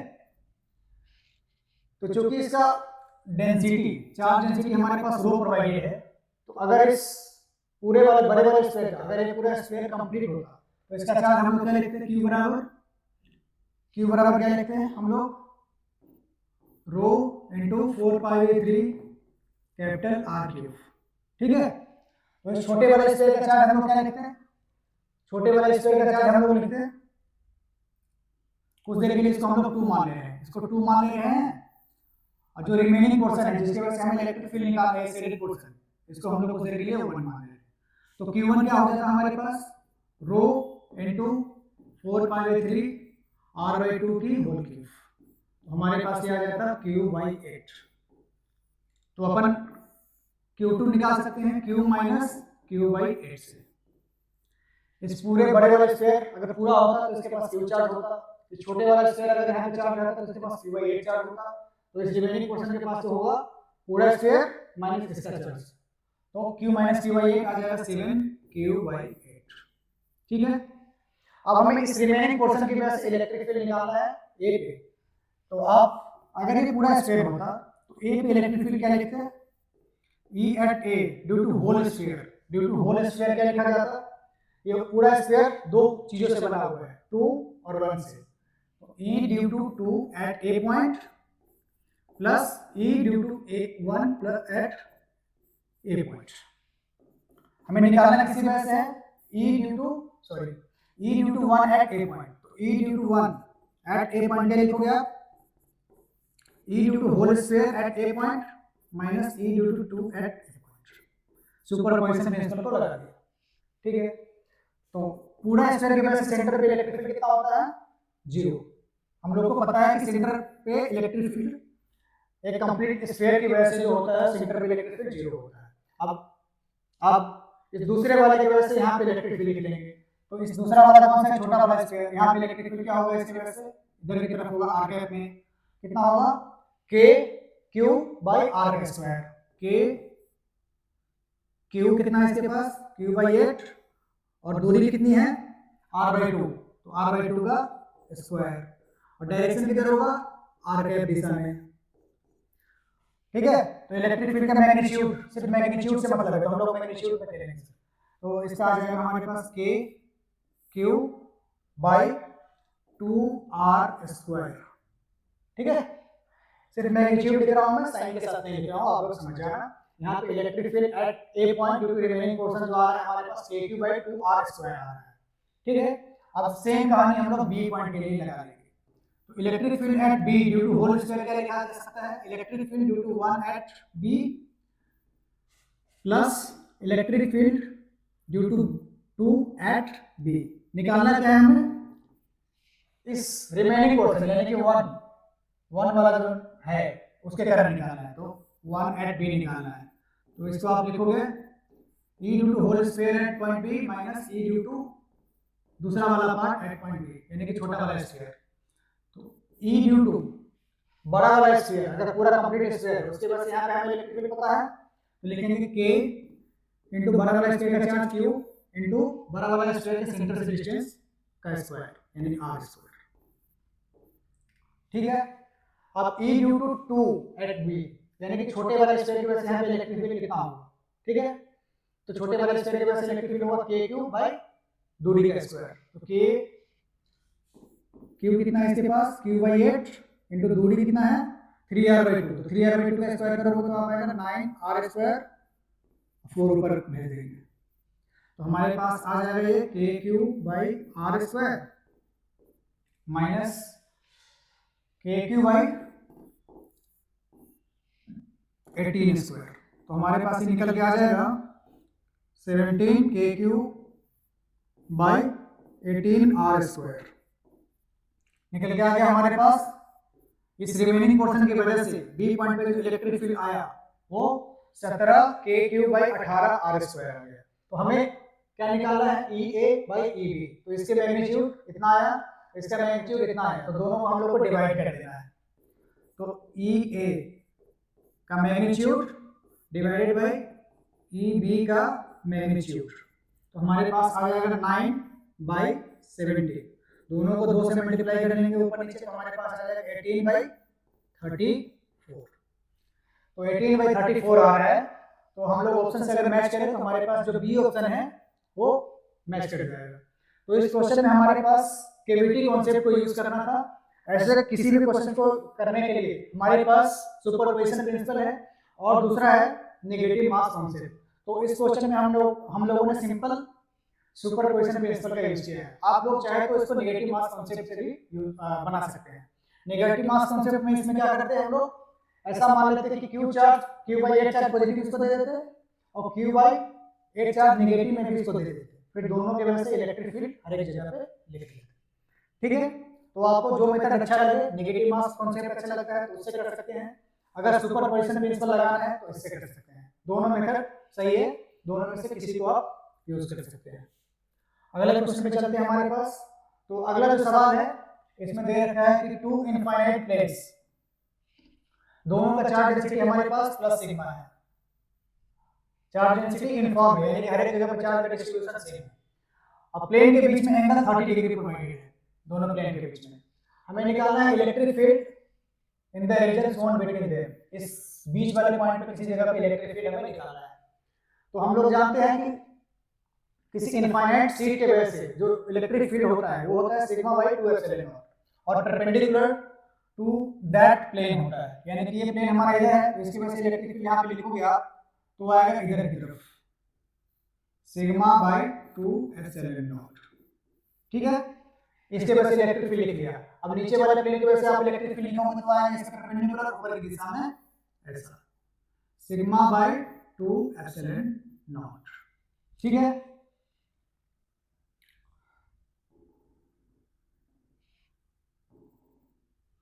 अब देखो ये एंगल 30 है, ये और ये इस प्लेन का पैरेलल वाला प्लेन ये है, ये वाला लाइन है इस प्लेन के पैरेलल है, और ये हमारा हॉरिजॉन्टल, तो ये भी हॉरिजॉन्टल, तो ये 30 तो ये भी 30। ठीक है, तो ये 60 और ये फिर से 30, ये वाला जो एंगल हो जाएगा फिर से 30। तो ऊपर जो नेट y में जो हमारे पास इलेक्ट्रिक फील्ड आएगा ऊपर आएगा sigma by 2 epsilon not minus इस इलेक्ट्रिक फील्ड का एक cos 30 इधर आ जाएगा, सिग्मा बाई 2 एप्सिलॉन नॉट का cos ऑफ 30। cos 30 कितना होता है √3/2। तो ये हमारे पास y कैप का नेट फील्ड आ गया, y कैप ये किधर है ऊपर की दिशा में। ठीक है, अब x वाला फील्ड निकाल लेते हैं। तो सिग्मा बाई 2 का cos 30 इधर आ गया तो sin 30 इधर आ जाएगा, तो आ जाएगा sigma by 2 epsilon not into sin 30। sin 30 कितना हो जाएगा 1/2, इसकी दिशा इधर होगी। ठीक है, इसको हम लोग वेक्टर फॉर्म में लिख लेते हैं। इलेक्ट्रिक फील्ड हम लोग हो जाएगा, तो नेट इलेक्ट्रिक फील्ड हमारे पास हो जाएगा,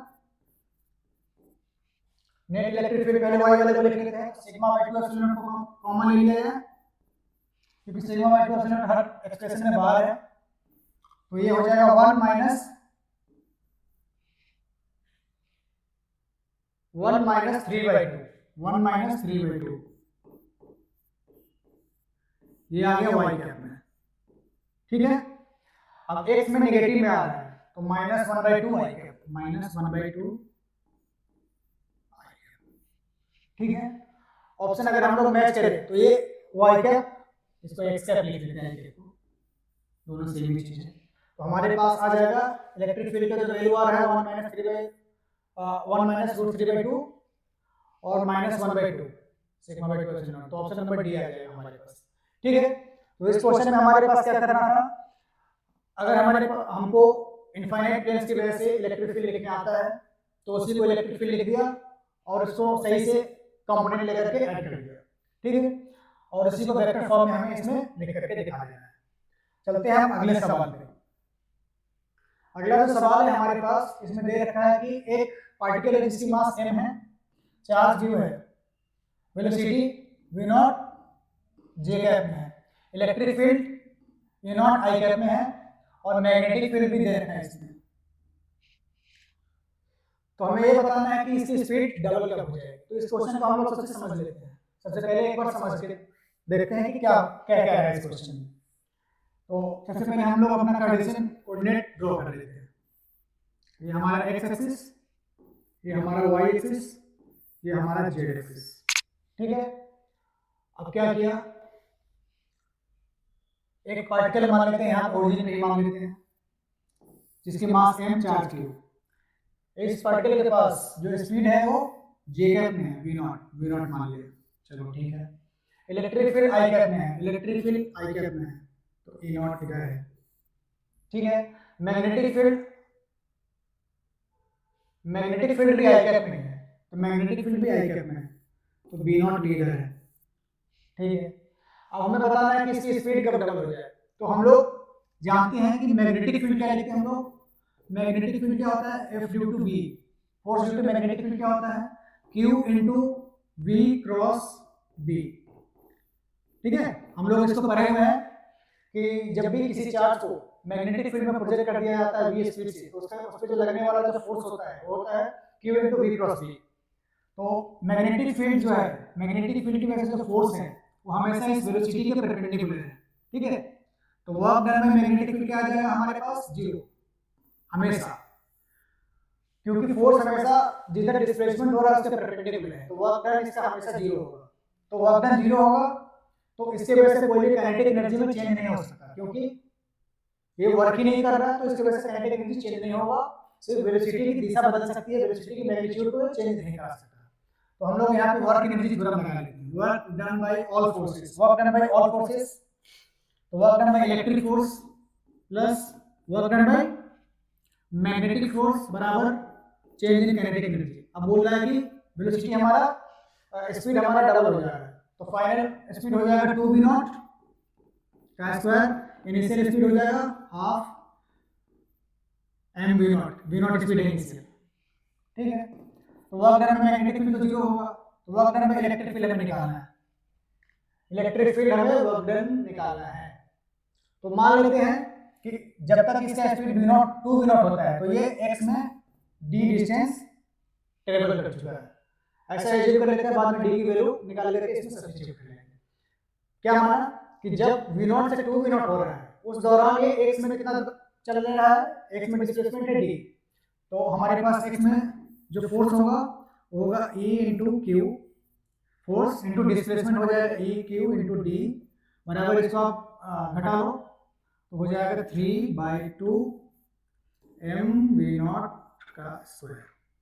सही है, ये E0 गिवन है, ये E0 है इलेक्ट्रिक फील्ड, Q भी गिवन, ये गिवन है, ये गिवन है, मास और ये सारे गिवन है। सिर्फ हमारे पास यहाँ पे अननोन क्वांटिटी है d, तो d को किसी तरीके से यहाँ पे रिप्लेस कर लेते हैं।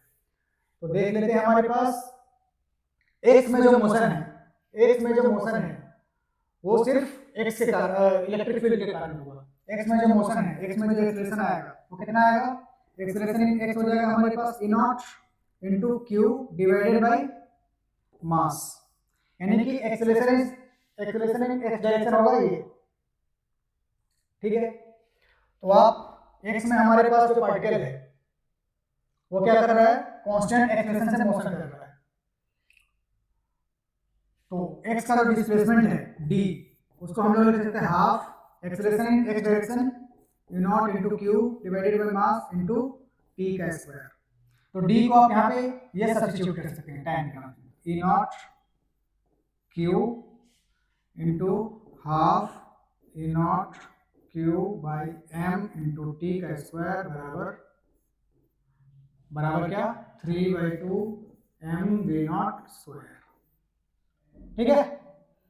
2 से 2 कैंसिल हो जाएगा, तो हमारे पास टी स्क्वायर का जो वैल्यू आएगा, टी स्क्वायर का जो वैल्यू आ जाएगा वो आ जाएगा 3m square v0 square divided by E0 square into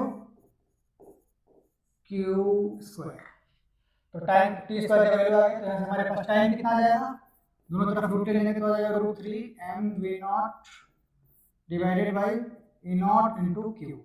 तो इतने टाइम के बाद इसका स्पीड जो है वो डबल हो जाएगा, तो √3mv0/q0। तो ऑप्शन नंबर सी से हमारा मैच कर जाएगा। चलते हैं अगले सवाल में। अब तो स्टूडेंट इसमें दे रखा है कि हमारे पास एक सिंपल पेंडुलम है जिसकी स्ट्रिंग की लेंथ कैपिटल एल है।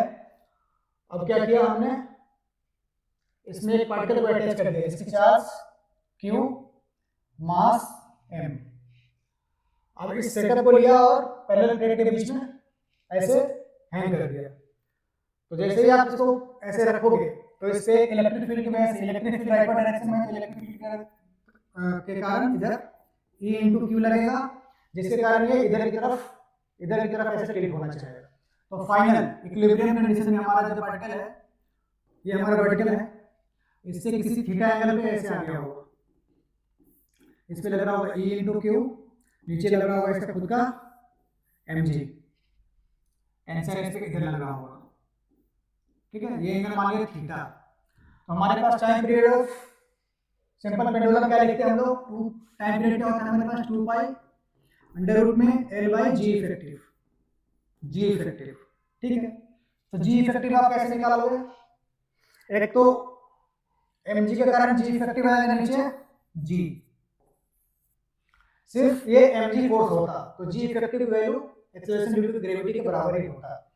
लेकिन अब इलेक्ट्रिक फील्ड में एक्सटर्नल फोर्स लगा चुके हैं हम लोग, तो इसके कारण इधर की तरफ x में आएगा और एक्सेलरेशन आएगा EQ/m। तो हमारे पास G इफेक्टिव का जो वैल्यू हो जाएगा वो अंडर रूट इसका स्क्वायर प्लस इसका स्क्वायर, तो G इफेक्टिव की जगह पर सिर्फ उसकी वैल्यू प्लेस कर देंगे। सिंपल फॉर्मूला बेस्ड ये क्वेश्चन है। तो 2 पाई अंडर रूट में L/G इफेक्टिव का वैल्यू, तो G इफेक्टिव का वैल्यू क्या हो जाएगा, under root G square plus EQ/m square. ठीक है, तो ऐसे किसी भी क्वेश्चन को जहां पे हमारे पास सिंपल पेंडुलम हो और उसको किसी अलग जगह पे रख दिया गया है, तो सीधा जी इफेक्टिव निकालना है, उसको सब्स्टिट्यूट कर देना है। मान लो इसको लिफ्ट में रख दिया होता, लिफ्ट को ऊपर की तरफ एक्सेलरेट कर दिया, तो उस केस में भी हम लोग जी इफेक्टिव निकालेंगे और सब्स्टिट्यूट कर देंगे। इसी को जब हम लिक्विड में रख देंगे तो उसका टाइम पीरियड ऑफ ऑक्सीडेशन क्या होगा, तो वहां भी जी इफेक्टिव निकालेंगे, सब्स्टिट्यूट कर देंगे। ऐसे केस में सिर्फ हमें जी इफेक्टिव का वैल्यू निकालना है। और जी इफेक्टिव का वैल्यू कैसे निकालते हैं, इक्विलिब्रियम पे ले आएंगे, वहां पे फोर्स देखा, जी इफेक्टिव का वैल्यू लिया और सब्स्टिट्यूट कर दिया।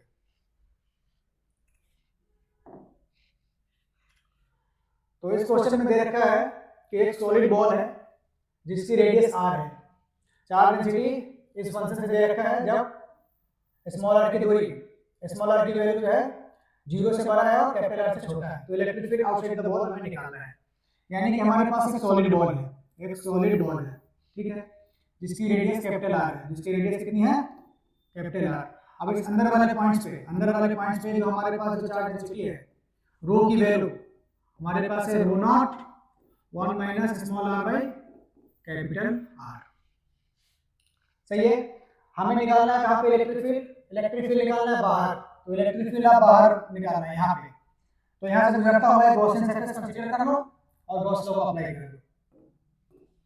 ऐसा क्वेश्चन हम लोग कर चुके हैं इससे पहले भी। तो इससे गुजरता हुआ एक गॉसियन सरफेस कंसीडर कर लिया स्फेरिकल, अच्छा से गॉसियन सरफेस एक बना लेते हैं,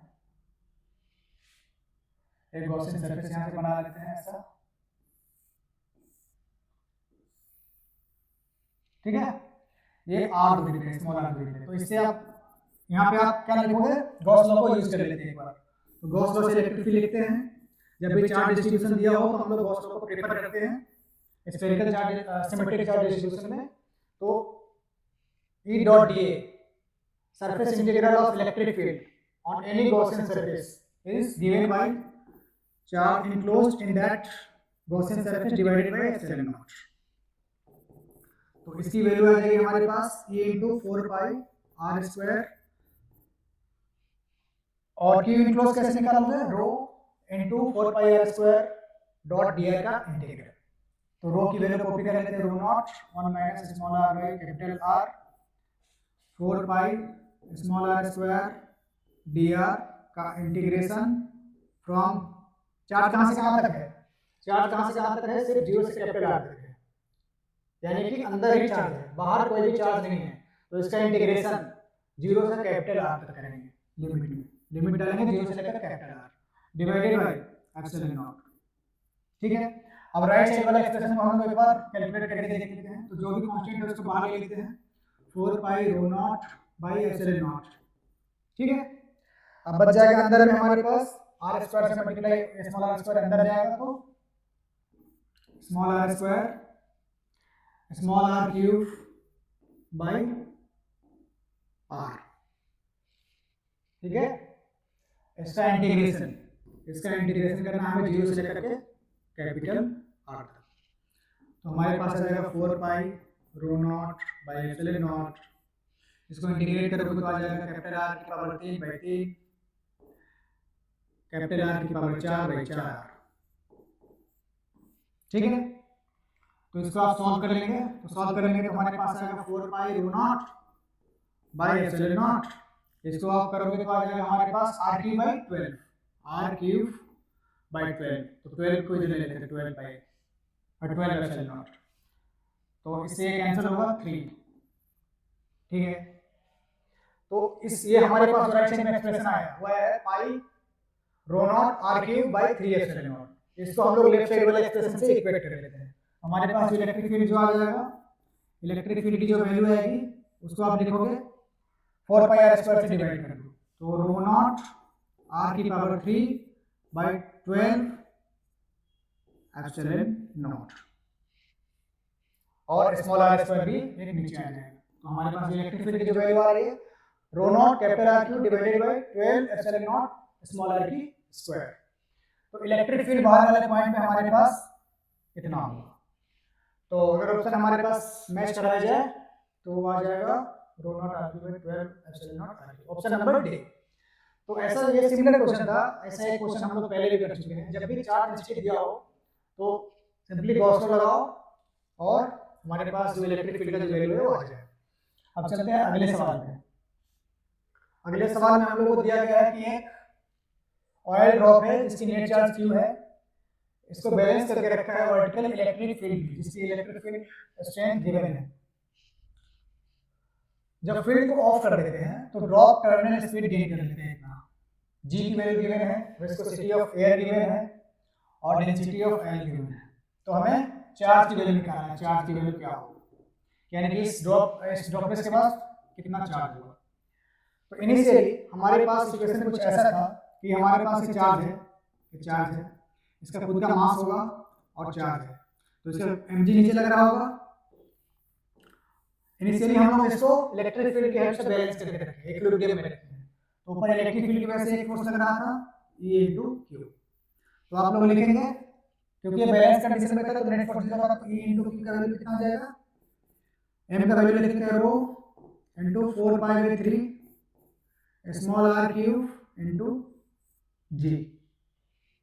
ठीक है, हमें इसका चार्ज का वैल्यू यहां से निकालना है। एक इक्वेशन ये हुआ। अब दूसरे केस में हमने क्या करके ये जो इलेक्ट्रिक फील्ड है इसको स्विच ऑफ कर दिया। तो जैसे आप इलेक्ट्रिक फील्ड को स्विच ऑफ करोगे तो सिर्फ mg नीचे एक्ट करेगा, जिसके कारण नीचे एक्सेलरेट करेगा और नीचे की तरफ कुछ ना कुछ स्पीड गेन करता जाएगा। जब ये स्पीड गेन करेगा तो किसी जनरल इंस्टेंट पर इसका एफबीडी बना लेते हैं। तो नीचे लगेगा mg, क्योंकि ये इस पे ड्रैग फोर्स भी लग रहा है तो एयर ड्रैग के कारण इस पे विस्कोसिटी फोर्स, विस्कस फोर्स ऊपर की तरफ लग जाएगा। विस्कस फोर्स कितना लगता है, स्टोक्स लॉ से हम लोग जानते हैं 6 पाई ईटा r × v, जहां पे ईटा क्या है, विस्कोसिटी ऑफ एयर। ठीक है, तो जब भी टर्मिनल स्पीड गेन कर लेगा, टर्मिनल स्पीड कब गेन करेगा, पहले इस पे जैसे ही छोड़ोगे आप तो mg लगेगा नीचे की तरफ स्पीड बढ़ता जाएगा, जिसके कारण एयर ड्रैग ऊपर की तरफ बढ़ता जाएगा। एक कंडीशन ऐसा आएगा जब mg बराबर नीचे वाला फोर्स और ऊपर वाला फोर्स, यानी कि force due to air drag और फोर्स ड्यू टू ग्रेविटी दोनों आपस में इक्वल हो जाएंगे, तो नेट एक्सेलरेशन इसका 0 हो जाएगा और उसके बाद इसका स्पीड क्या हो जाएगा, कांस्टेंट। तो उसी स्पीड को हम लोग बोलते हैं टर्मिनल स्पीड। तो टर्मिनल स्पीड के केस में नेट फोर्स 0 होता है, स्पीड कांस्टेंट होता है। तो नेट फोर्स 0 हो जाएगा, नीचे वाला फोर्स और ऊपर वाला फोर्स आप बराबर कर दो। तो mg को क्या लिखोगे आप फिर से, m को आप लिख लो rho into 4π/3 small r cube g बराबर 6 pi eta r into v। ठीक है, अब हमारे पास ये जो ड्रॉपलेट्स है इसकी रेडियस भी हमें पता नहीं है, सबसे पहले रेडियस पता कर लेते हैं। तो ये एक r से एक r यहाँ से खत्म हो जाएगा तो ये r² बच जाएगा। तो r² की जो वैल्यू आएगी हमारे पास वो आ जाएगी 18/4 यानी कि 18/4 यानी 9/2 eta v divided by rho into G. Pi से पाई कैंसिल हो जाएगा तो सिंपलीफाई होकर r² की वैल्यू कितना आ जाएगा, यहाँ से r का वैल्यू कितना आ जाएगा हमारे पास √9 ईटा v बाई 2 रो जी। तो रेडियस ऑफ ड्रॉपलेट हम लोग को पता चल चुका है। अब इस रेडियस को, ये जो हमारे पास रेडियस निकल के आया है, radius of this droplet, I droplet, इसको इस रेडियस को आप यहाँ पे सब्स्टिट्यूट कर दोगे, क्योंकि इस इक्वेशन में हमारे पास एक q अननोन था पहले से और एक ये अननोन था, तो इसकी वैल्यू तो पता चल गई, तो इसकी वैल्यू आप यहाँ पे सब्स्टिट्यूट कर दो इस इक्वेशन में, तो ये वाला क्वांटिटी पूरा पता चल जाएगा और ये गिवन है। तो q का वैल्यू आप यहाँ से निकाल लोगे कितना 4π/3 रो जी r की क्यूब यहाँ पे सब्स्टिट्यूट कर लेना है डिवाइडेड बाय e।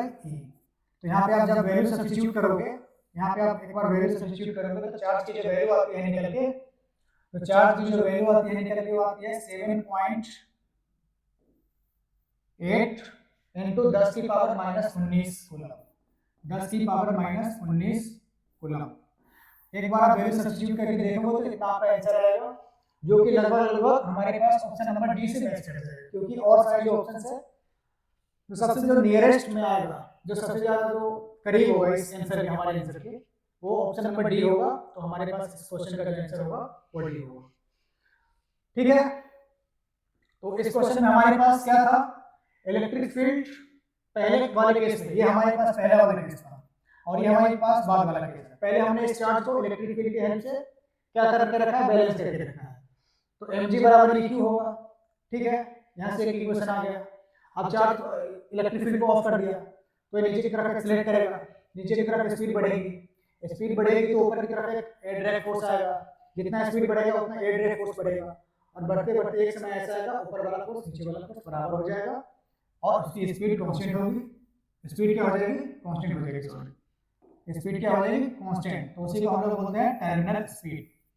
तो जब टर्मिनल स्पीड गेन कर लेता है तो उस पर नेट फोर्स 0 होता है। तो नेट फोर्स को 0 किया यहाँ से, दूसरा इक्वेशन आ गया, यहाँ से रेडियस निकाला और इसको यहाँ पे सब्स्टिट्यूट कर लिया। ठीक है, तो चलते हैं अब स्टूडेंट अगले क्वेश्चन पे।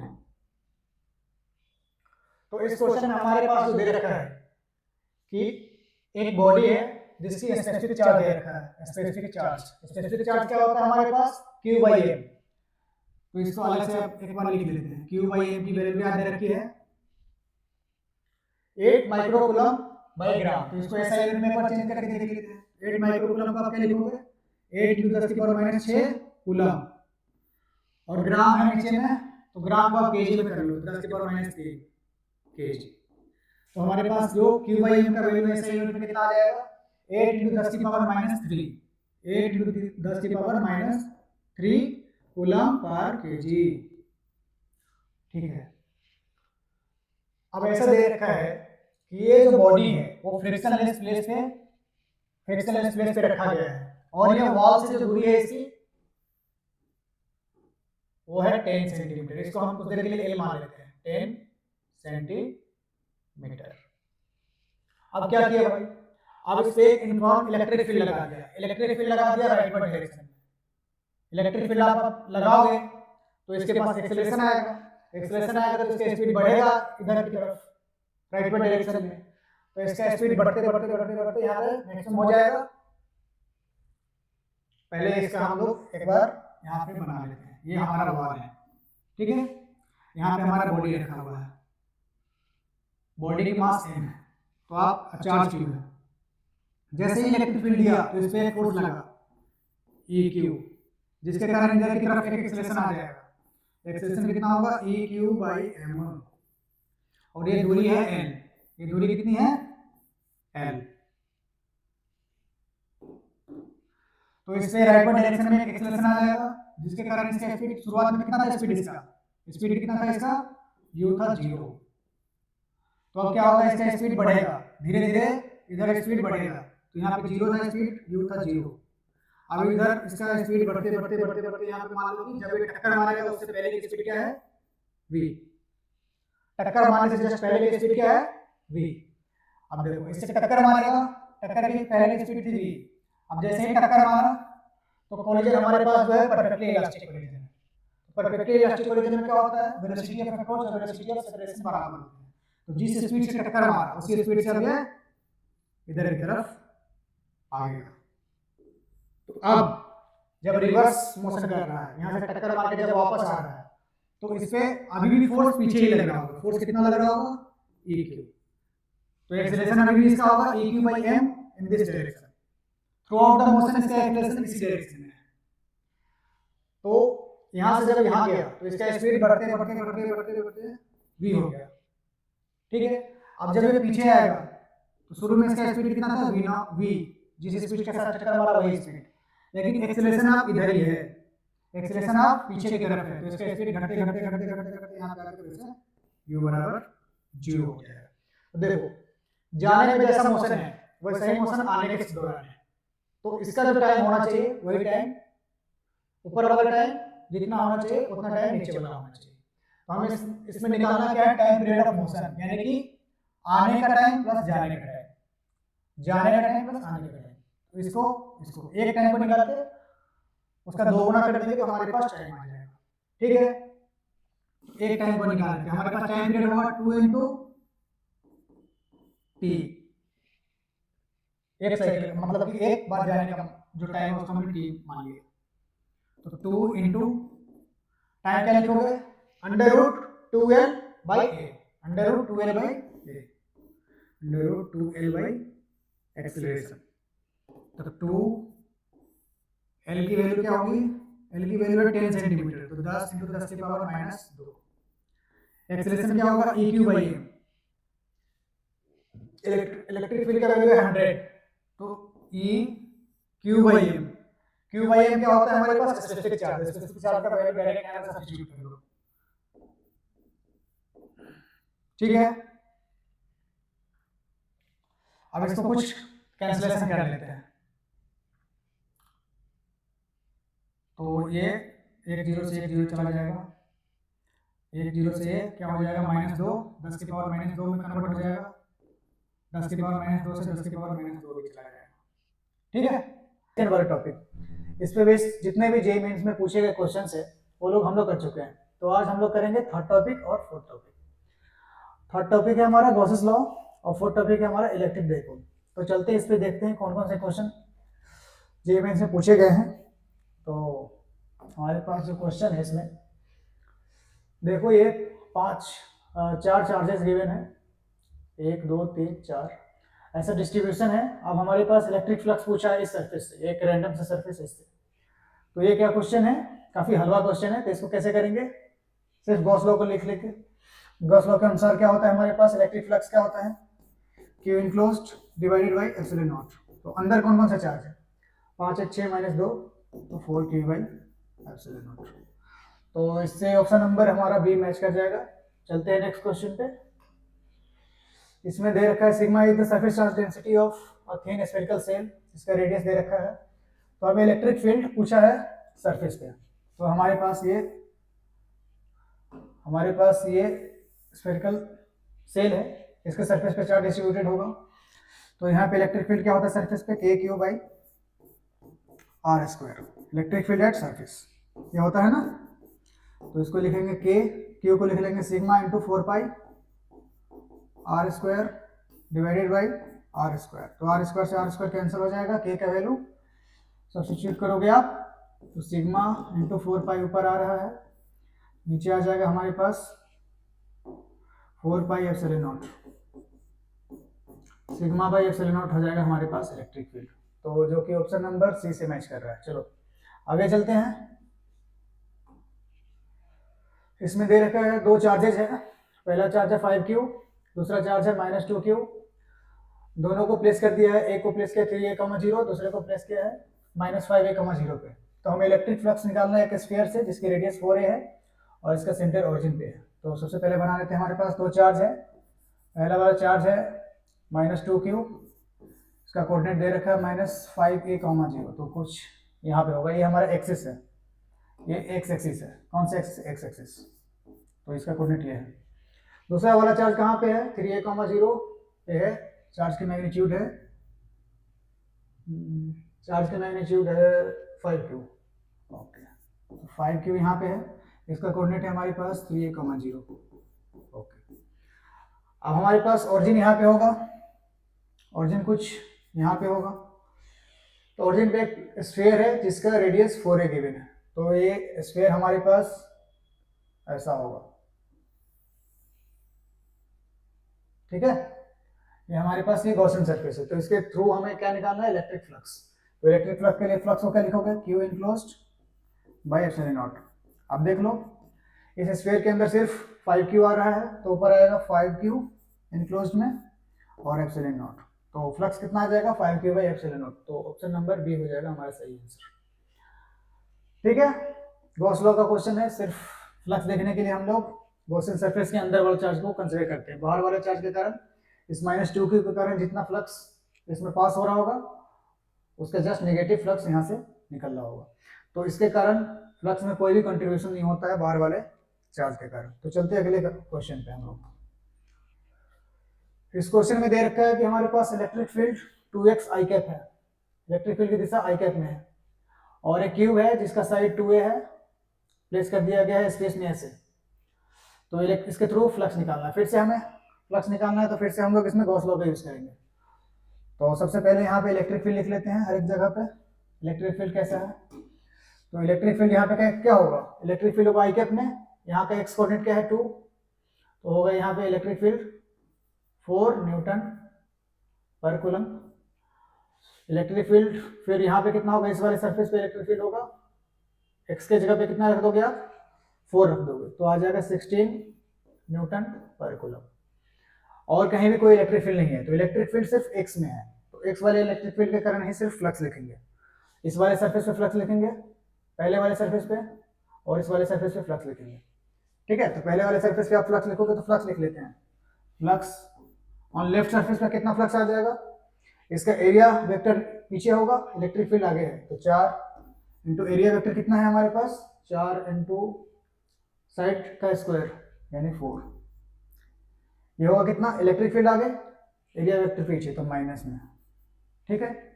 Plus flux through the right वाला सरफेस, इस वाले सरफेस से फ्लक्स लिख लेते हैं। तो इलेक्ट्रिक फील्ड यहाँ पे कितना है? 16, और एरिया कितना हो जाएगा हमारे पास? 4, ठीक है, 4। तो 16 माइनस 64 माइनस 16 कितना हो जाएगा? 48 N m square by c। तो इसका आंसर कितना हो जाएगा हमारे पास? 48।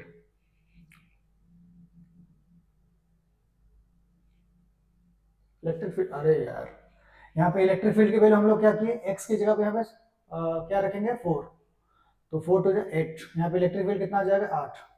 इलेक्ट्रिक फील्ड आ जाएगा 8, राइट वाले सरफेस पे इलेक्ट्रिक फील्ड की जगह पे सिर्फ 8 कर देंगे। तो इसको हम लोग हटा लेते हैं, इसको हटा लेते हैं, इसको भी हटा लेते हैं, ठीक है। तो यहाँ पे सिर्फ हम लोग 8 रख देंगे, 8 इलेक्ट्रिक फील्ड इंटू 4, तो हमारे पास जो फ्लक्स आ जाएगा 32 माइनस 16 यानी कि 16 newton metre square by coulomb. तो आंसर इसका आ जाएगा 16, ठीक है।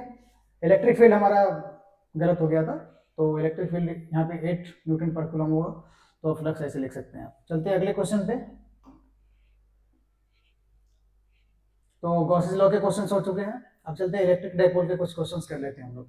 इलेक्ट्रिक डाइपोल के क्वेश्चन में सबसे पहला जो क्वेश्चन है हमारे पास, इसमें दे रखा है the electric field due to short dipole at a large distance r from the centre of dipole on the equatorial plane. तो हमारे पास डाइपोल होता है। डाइपोल कैसा होता है? Combination of negative and positive charge, equal and opposite charge होता है। तो डाइपोल के एक्सिस पे, एक्सिस वाले पॉइंट पे जो इलेक्ट्रिक फील्ड होता है वो होता है 2k rho vector by r की पावर 3। और डाइपोल के जो इक्वेटोरियल पॉइंट होता है, इक्वेटोरियल पॉइंट इसको बोलते हैं, तो यहाँ पे जो इलेक्ट्रिक फील्ड की दिशा होती है वो क्या होता है? रो वेक्टर के अपोजिट होता है। ये हमारा क्या है? Rho vector dipole. तो यहाँ पे इलेक्ट्रिक फील्ड होगा k rho vector by r की पावर 3। तो इलेक्ट्रिक फील्ड किसका प्रोपोर्शनल है? 1/r³। तो 1/r³ का प्रोपोर्शनल है। तो ऑप्शन नंबर सी। चलते हैं अगले सवाल पे। तो अगले सवाल में हम लोग को दे रखा है two dipoles A and B having dipole moment ρ1 and ρ2। तो ये हमारे पास एक डाइपोल है। एक डाइपोल क्या है हमारे पास? नेगेटिव से पॉजिटिव चार्ज की तरफ होता है डाइपोल का डायरेक्शन। तो ये है एक ρ1 वेक्टर, ठीक है। अब दूसरा डाइपोल बी है। बी का मैग्नीट्यूड कितना है? ρ2। तो ये नेगेटिव से पॉजिटिव नीचे की तरफ होगा ये डाइपोल। ये हमारे पास कितना? ρ2 वेक्टर। ओके, अब क्या दे रखा है हमारे पास? ऐसे रखे हुए हैं at a point C on the axis of dipole. इस पॉइंट सी पे हम लोग बात कर रहे हैं। द रेशियो ऑफ, क्या निकालना है? Electric field is making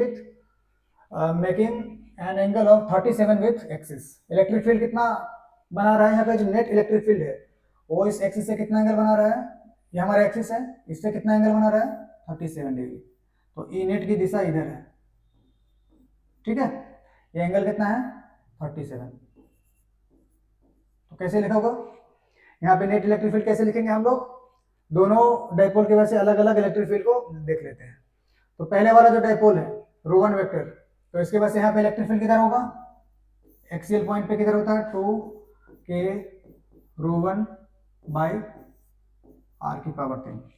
distance मान लिया कुछ देर के लिए, ये डिस्टेंस कितना है? r है, ठीक है। और इस वजह से पहले वाले डाइपोल की वजह से इलेक्ट्रिक फील्ड लिख लिया। अब दूसरे वाले डाइपोल की वजह से एक इलेक्ट्रिक फील्ड लिख लेंगे। तो दूसरे वाले के लिए ये कौन सा पॉइंट है? Equatorial point. तो रो वेक्टर नीचे, तो इलेक्ट्रिक फील्ड ऊपर। तो k ρ2 बाई r की पावर 3, ठीक है। तो हमारा नेट इलेक्ट्रिक फील्ड कुछ इधर आ रहा होगा, ई नेट, ठीक है। तो आप tan ऑफ 37 क्या लिखोगे? tan ऑफ 37 लिखोगे E Y k ρ2 by r की power 3 by k ρ1 by r 2k ρ1 by r की पावर 3। तो tan 37 का वैल्यू कितना होगा? 3/4। ये हो जाएगा हमारे पास ρ2 बाई 2, ρ1 का वैल्यू इतना आ गया। अब हमें निकालना क्या है इस क्वेश्चन में? ρ1 बाई ρ2। तो ρ1 बाई ρ2 हमारे पास क्या आ जाएगा? ρ1 बाई ρ2 आ जाएगा हमारे पास 2/3। तो 2/3 हमारा ऑप्शन नंबर सी से मैच कर जाएगा। 2/3 किससे मैच कर जाएगा? ऑप्शन नंबर सी से।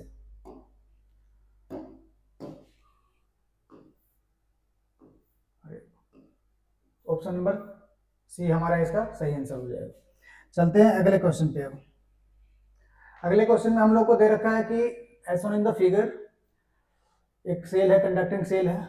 इसका इनर रेडियस ए है, आउटर रेडियस बी है। ये इसके पास कितना नेट चार्ज है? क्यू चार्ज है। तो इसके पास कितना नेट चार्ज है? Q charge. अब at the centre of this conducting shell there is a dipole rho vector. Rho vector की दिशा वर्टिकली अपर डायरेक्शन में, ऊपर की तरफ ऐसे। तो इन दिस केस हमें ये सारे ऑप्शंस देखना है। तो सबसे पहले देख लेते हैं कि हमारा सिस्टम कैसा है। सिस्टम का कुछ एनालिसिस कर लेते हैं। तो सिस्टम के अंदर एक क्या है? डाइपोल है रखा हुआ, डाइपोल है रखा हुआ। तो इधर होगा -q। तो डाइपोल का नेट चार्ज कितना होता है? 0। तो इधर होगा माइनस वाला चार्ज, ऊपर होगा पॉजिटिव वाला चार्ज, इसलिए डाइपोल इधर से इधर है। तो इस डाइपोल का अपना खुद का नेट चार्ज कितना होगा? 0। अब हम लोग जानते हैं कि electric field inside a conductor is 0। तो उसको इलेक्ट्रिक फील्ड इनसाइड कंडक्टर 0 करने के लिए यहाँ पे अंदर वाले सरफेस पे नेट चार्ज कितना होना चाहिए? अंदर वाले, अगर मैं यहाँ से कोई गॉसियन सरफेस ले लूँ, ऐसा एक गॉसियन सरफेस ले लूँ, तो इसके अंदर इलेक्ट्रिक फील्ड 0 होगा। हर एक जगह पे इलेक्ट्रिक फील्ड 0 होगा। इसका मतलब इसके अंदर नेट चार्ज 0 होना चाहिए। तो डाइपोल के बाद तो खुद का चार्ज नेट चार्ज जीरो है, तो अंदर भी नेट चार्ज जीरो होना चाहिए, तो इस इनर सरफेस पे भी नेट चार्ज जीरो होना चाहिए। लेकिन ये डाइपोल अंदर प्लेस है, तो चार्ज का इंडक्शन तो होगा, कुछ चार्ज इंड्यूस होगा। तो पॉजिटिव चार्ज इधर होगा नेगेटिव चार्ज इस डाइपोल का, पॉजिटिव चार्ज इधर होगा, तो जिधर नेगेटिव चार्ज है उधर पॉजिटिव चार्ज इंड्यूस हो जाएगा कुछ, ठीक है, और जिधर पॉजिटिव चार्ज है उधर कुछ नेगेटिव चार्ज ऐसा इंड्यूस हो जाएगा। लेकिन ये दोनों मिलाकर के नेट चार्ज क्या हो जाएगा, अंदर जीरो हो जाएगा। इस प्रकार से इंड्यूस होगा कि अंदर वाले सरफेस पे नेट चार्ज कुल मिलाकर के जीरो हो जाए, लेकिन चार्ज नॉन यूनिफॉर्मली डिस्ट्रीब्यूटेड होगा। तो नेट चार्ज क्या होगा अंदर, नेट चार्ज अंदर वाले सरफेस पे क्या होगा, ऑन इनर सरफेस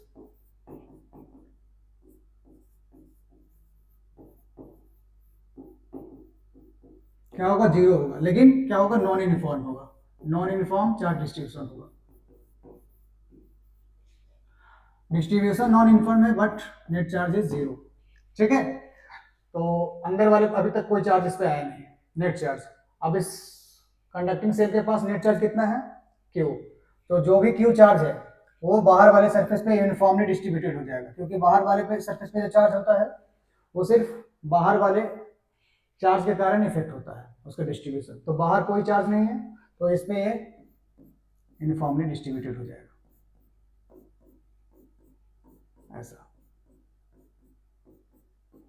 तो पूरा क्यू चार्ज इस पे यूनिफॉर्मली डिस्ट्रीब्यूटेड हो जाएगा, ऐसे कि जैसे कि सिर्फ ये क्यू चार्ज रहता तो सिर्फ ऐसे डिस्ट्रीब्यूटेड होता। तो ये क्यू चार्ज का जो डिस्ट्रीब्यूशन है किसी चीज से अंदर वाले डाइपोल से अनइफेक्टेड है। तो ये बाहर वाले सरफेस पे कैसा चार्ज डिस्ट्रीब्यूशन है, uniform charge distribution, uniform charge distribution on outer surface, ठीक है।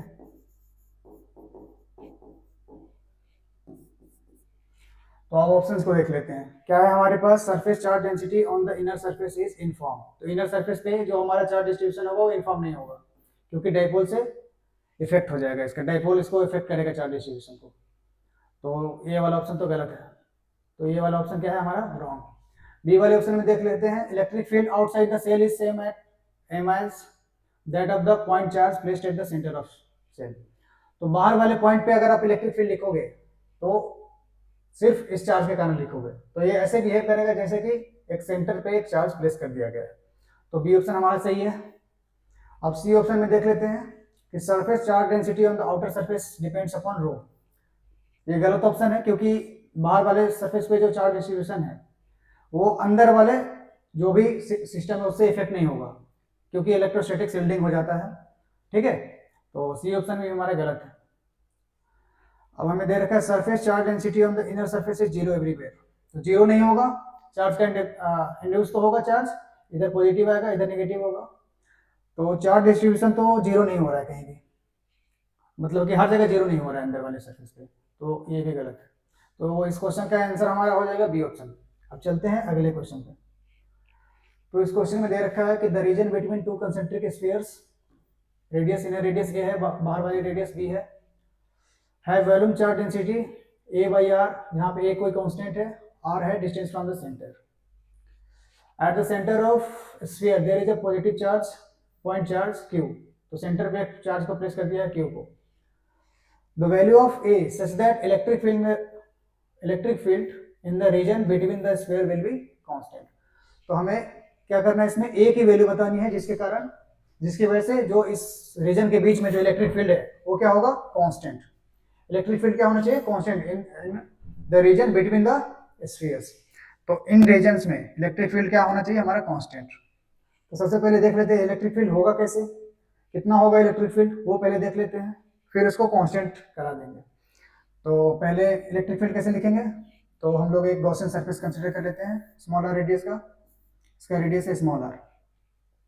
तो आप यहाँ पे लिखोगे गॉस लॉ लगाओ, ई डॉट डी ए का integration on any close surface is Q enclosed by epsilon not.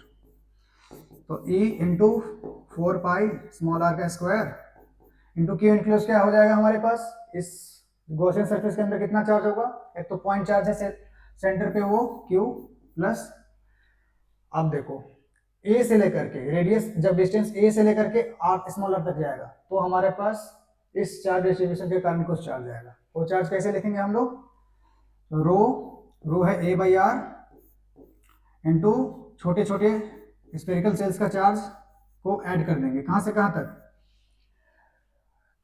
Small ए से स्मॉल आर तक। ठीक है, ये होगा नेट चार्ज इनक्लोज्ड इस गॉसियन सरफेस के अंदर डिवाइडेड बाय एप्सिलॉन नॉट। ठीक है, तो इलेक्ट्रिक फील्ड का जो हमारे पास जो वैल्यू आएगा, इसका वैल्यू निकाल लेते हैं हम लोग। इलेक्ट्रिक फील्ड हमारे पास क्या आ जाएगा, Q प्लस इसका इंटीग्रेशन करेंगे हम लोग तो क्या आएगा 4 पाई A, और ऊपर सिर्फ एक R बचेगा, तो R का इंटीग्रेशन करोगे तो होगा R स्क्वायर बाई 2। लिमिट डालोगे तो आ जाएगा हमारे पास small r square minus a square by 2 नीचे। ठीक है, होल डिवाइडेड बाई, इसके साथ 4 पाई स्क्वायर था तो 4 पाई स्क्वायर नीचे आ जाएगा। ठीक है, तो हमारे पास जो इलेक्ट्रिक फील्ड आ गया यहाँ से वो हो गया Q divided by 4 pi small r का स्क्वायर, और इधर क्या आ जाएगा, इधर आप कर लो तो 4 पाई से 4 पाई कट जाएगा, तो a बाई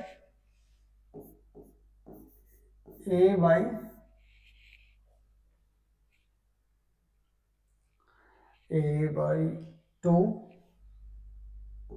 और कुछ आ रहा है, a/2 ही आएगा सिर्फ। ठीक है, तो a/2 आ गया, अंदर जाएगा तो क्या हो जाएगा हमारे पास, ये बच जाएगा a square by 2r square. ठीक है, अब हमारे पास बोल रहा है कि ये जो इलेक्ट्रिक फील्ड है, ये इलेक्ट्रिक फील्ड क्या है, कांस्टेंट है। तो इलेक्ट्रिक फील्ड कांस्टेंट कब होगा, तो इलेक्ट्रिक फील्ड यहाँ पे r का फंक्शन है, अगर ये r का फंक्शन नहीं आएगा इसमें, r इसमें नहीं आएगा r वाला टर्म, तो क्या हो जाएगा, ये कांस्टेंट हो जाएगा। यानी कि ये वाला टर्म और ये वाला टर्म अगर नहीं आए तो कांस्टेंट हो जाएगा। तो इन दोनों टर्म को गायब कर देंगे, इन दोनों टर्म को क्या कर देंगे, गायब कर देंगे। तो ये प्लस ये और ये मिला करके 0 अगर हो जाए तो हमारा इलेक्ट्रिक फील्ड कांस्टेंट हो जाएगा। तो ये और ये मिलके 0 हो जाने चाहिए। तो हमारे पास Q by 4 pi r square की वैल्यू जो आ जाएगा a square by 2r square आ जाएगा, r स्क्वायर हो जाएगा, a का वैल्यू आ जाएगा हमारे पास Q divided by 2 pi small a का स्क्वायर। अगर a का वैल्यू इतना अगर हम रख देंगे तो ये और ये आपस में 0 हो जाएंगे, तो हमारा इलेक्ट्रिक फील्ड क्या हो जाएगा, a/2 के बराबर, जो कि कांस्टेंट वैल्यू होगा। तो इसके लिए इलेक्ट्रिक फील्ड कांस्टेंट होने के लिए कैपिटल A का वैल्यू इतना होना चाहिए। तो कैपिटल A का वैल्यू हमारे पास कितना आ जाएगा, Q divided by 2 pi small a का स्क्वायर। तो ऑप्शन नंबर सी हमारा इसका सही आंसर होगा। तो स्टूडेंट्स, हम लोग इसमें इलेक्ट्रोस्टैटिक्स के जितने भी सारे सवाल हैं जेईई मेंस में पूछे गए हाल के ईयर में, वो सारे लगभग कर लिए हैं। तो आप लोग इसको अच्छे से देखो, अच्छे से रिवाइज करो और जेईई मेंस में अच्छे मार्क्स लेकर के आओ, और इक्वेशन इंडिया को लाइक, शेयर और सब्सक्राइब करो। Thank you.